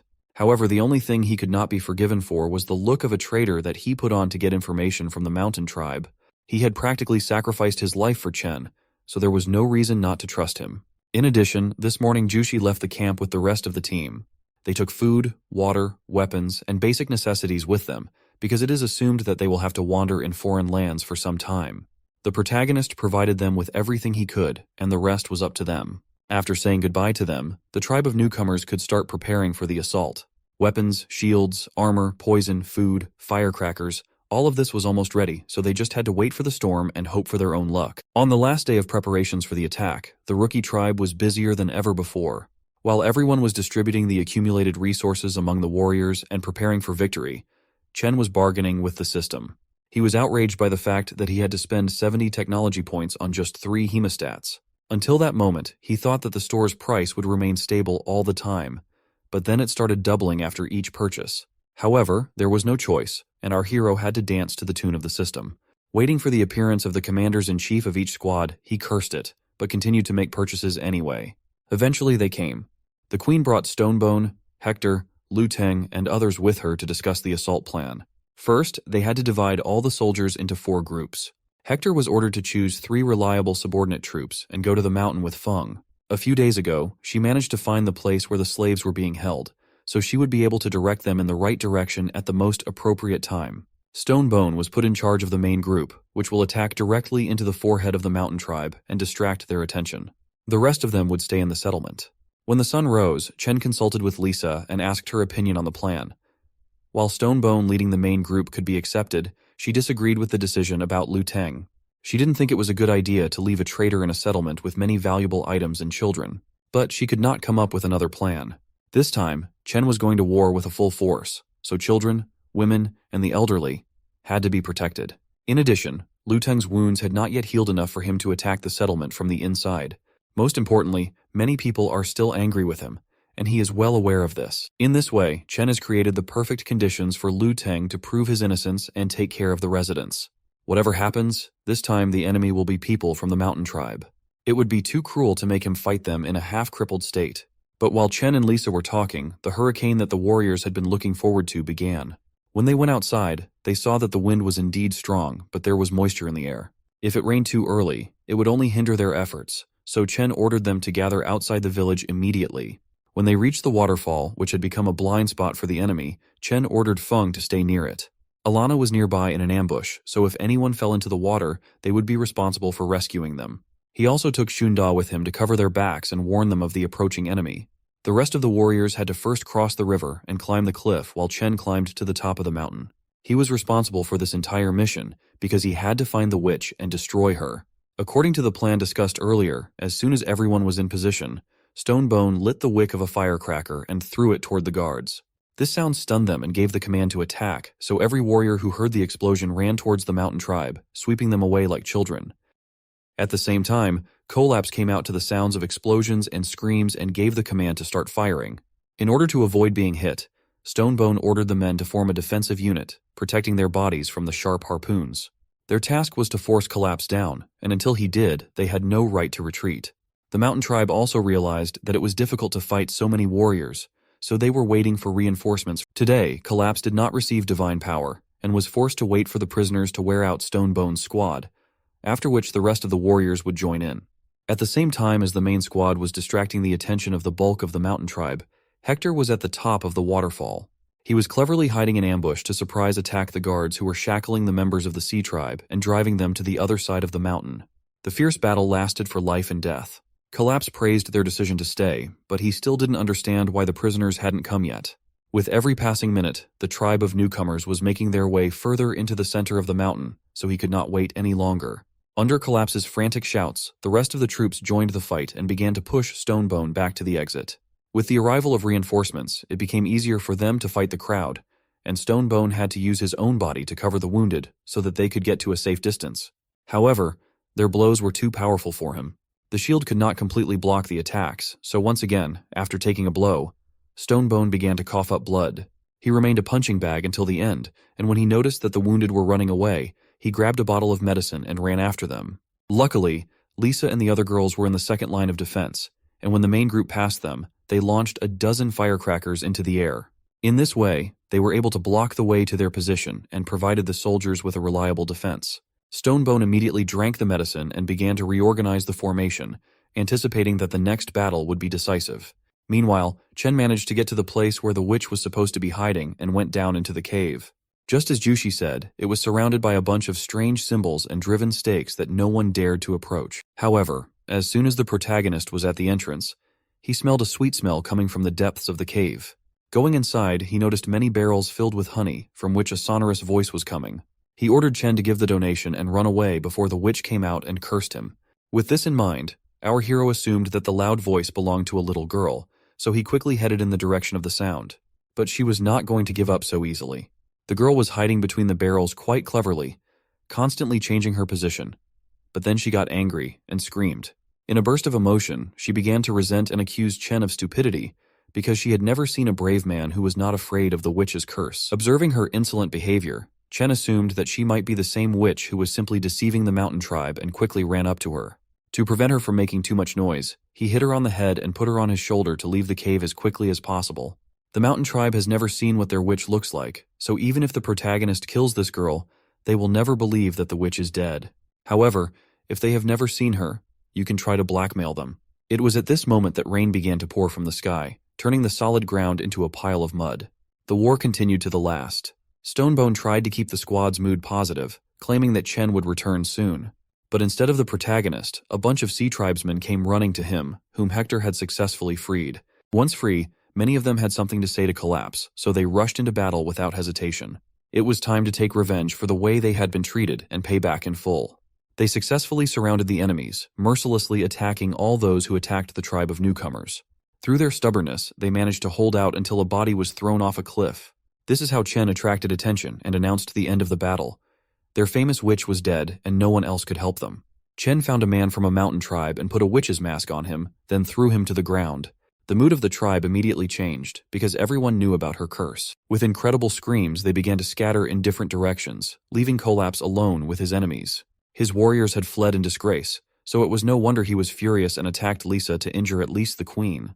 Her whip did not threaten him, so Collapse threw his mace at her and ran after the soldiers. Luckily, Stonebone noticed the threat and immediately shielded her, barely keeping her on her feet. Despite the fact that everyone was tired, Lisa wanted to capture Collapse, because without the leader and the witch, the tribe could not exist for long. But Chen forbade the pursuit. Most members of the mountain tribe were wounded and could not continue the battle, so the protagonist declared victory and led the troops home. The last bottle of medicinal ointment he had saved just in case also had to be used, but that's not a problem if you can save someone. But there is no such war that is without casualties. 5 men from his army and 4 prisoners were killed during the assault, so Chen ordered them to be buried in the northern forest at the foot of the mountain. With the losses, the newcomers' population grew by 20 people. This time, 25 people from the mountain tribe joined him, which was too few. In the near future, the fights would only get worse, and the number of people killed would increase several times. The system deliberately forced him to take such risks, but it was worth it. And while he was looking at the village statistics, the girl he had captured was screaming at the whole village, tied to a tree. The little witch was threatening to bury everyone who touched her, including Chen. Watching her screaming and floundering on the rope, the protagonist called Yu, who had experience with capricious children. Fortunately, he was right, and the girl was able to calm down with some goodies. Yu used licorice root, which grew thickly near the camp, and offered to cooperate to get the supplement. Now, even Chen could approach the satisfied witch. Having received a portion of the leaves from Yu, he was convinced that he would be listened to and all his questions would be answered. However, he could not have imagined that if he got too close, she would jump up and bite his hand. It was her little revenge for the blow to the head. She couldn't let herself be fooled by some herb, so she asked for a mountain of honey in exchange for a conversation. No matter how loud she was, Chen didn't feel threatened by her and promised to provide her with honey for the rest of her life. After they agreed on everything, the protagonist untied her hands and sat down next to her. Although the place she found herself in was not the best, she could get used to it. For her, the main thing was that she didn't have to go back to her father, who belonged to a tribe of werewolves. She learned magic from him, constantly watching the rituals. His power was so great that he could turn a person into a real wolf. Once upon a time, he, like the rest of the tribe, was an ordinary man who was given his power by another leader. Everyone had to go through this rite, but she and several other girls managed to avoid this fate. They were selected to serve the leader, but Yu refused to live in the stinking werewolf tribe and ran away to another one. No one expected to hear such a story. Now Chen knew what danger the stranger was talking about and decided not to provoke such a strong tribe, leaving them for last. Time passed unnoticed behind the talks about Yu's life, and it was evening, the time when she could be fed a real meal. Sitting in a circle around a large fire, he cooked her a piece of juicy meat and suggested that she rest while she had time. With the arrival of the child, he began to spend more time with Lisa, so she was incredibly happy about this fact. However, on the other side of the campfire, Mia was talking to Yu, who had dressed up in a beautiful dress and put a wreath on her head. This is how she prepared for the night's meeting with Chen, which Mia immediately recognized. However, the winner will not be the one who wears the most beautiful outfit, but the one who runs to our hero the fastest. Mia rushed through the fire at high speed and scared Chen, who was calmly talking to Yu and did not expect such a turn of events. And if you want to know what happens next, don't forget to subscribe to the channel and like the video.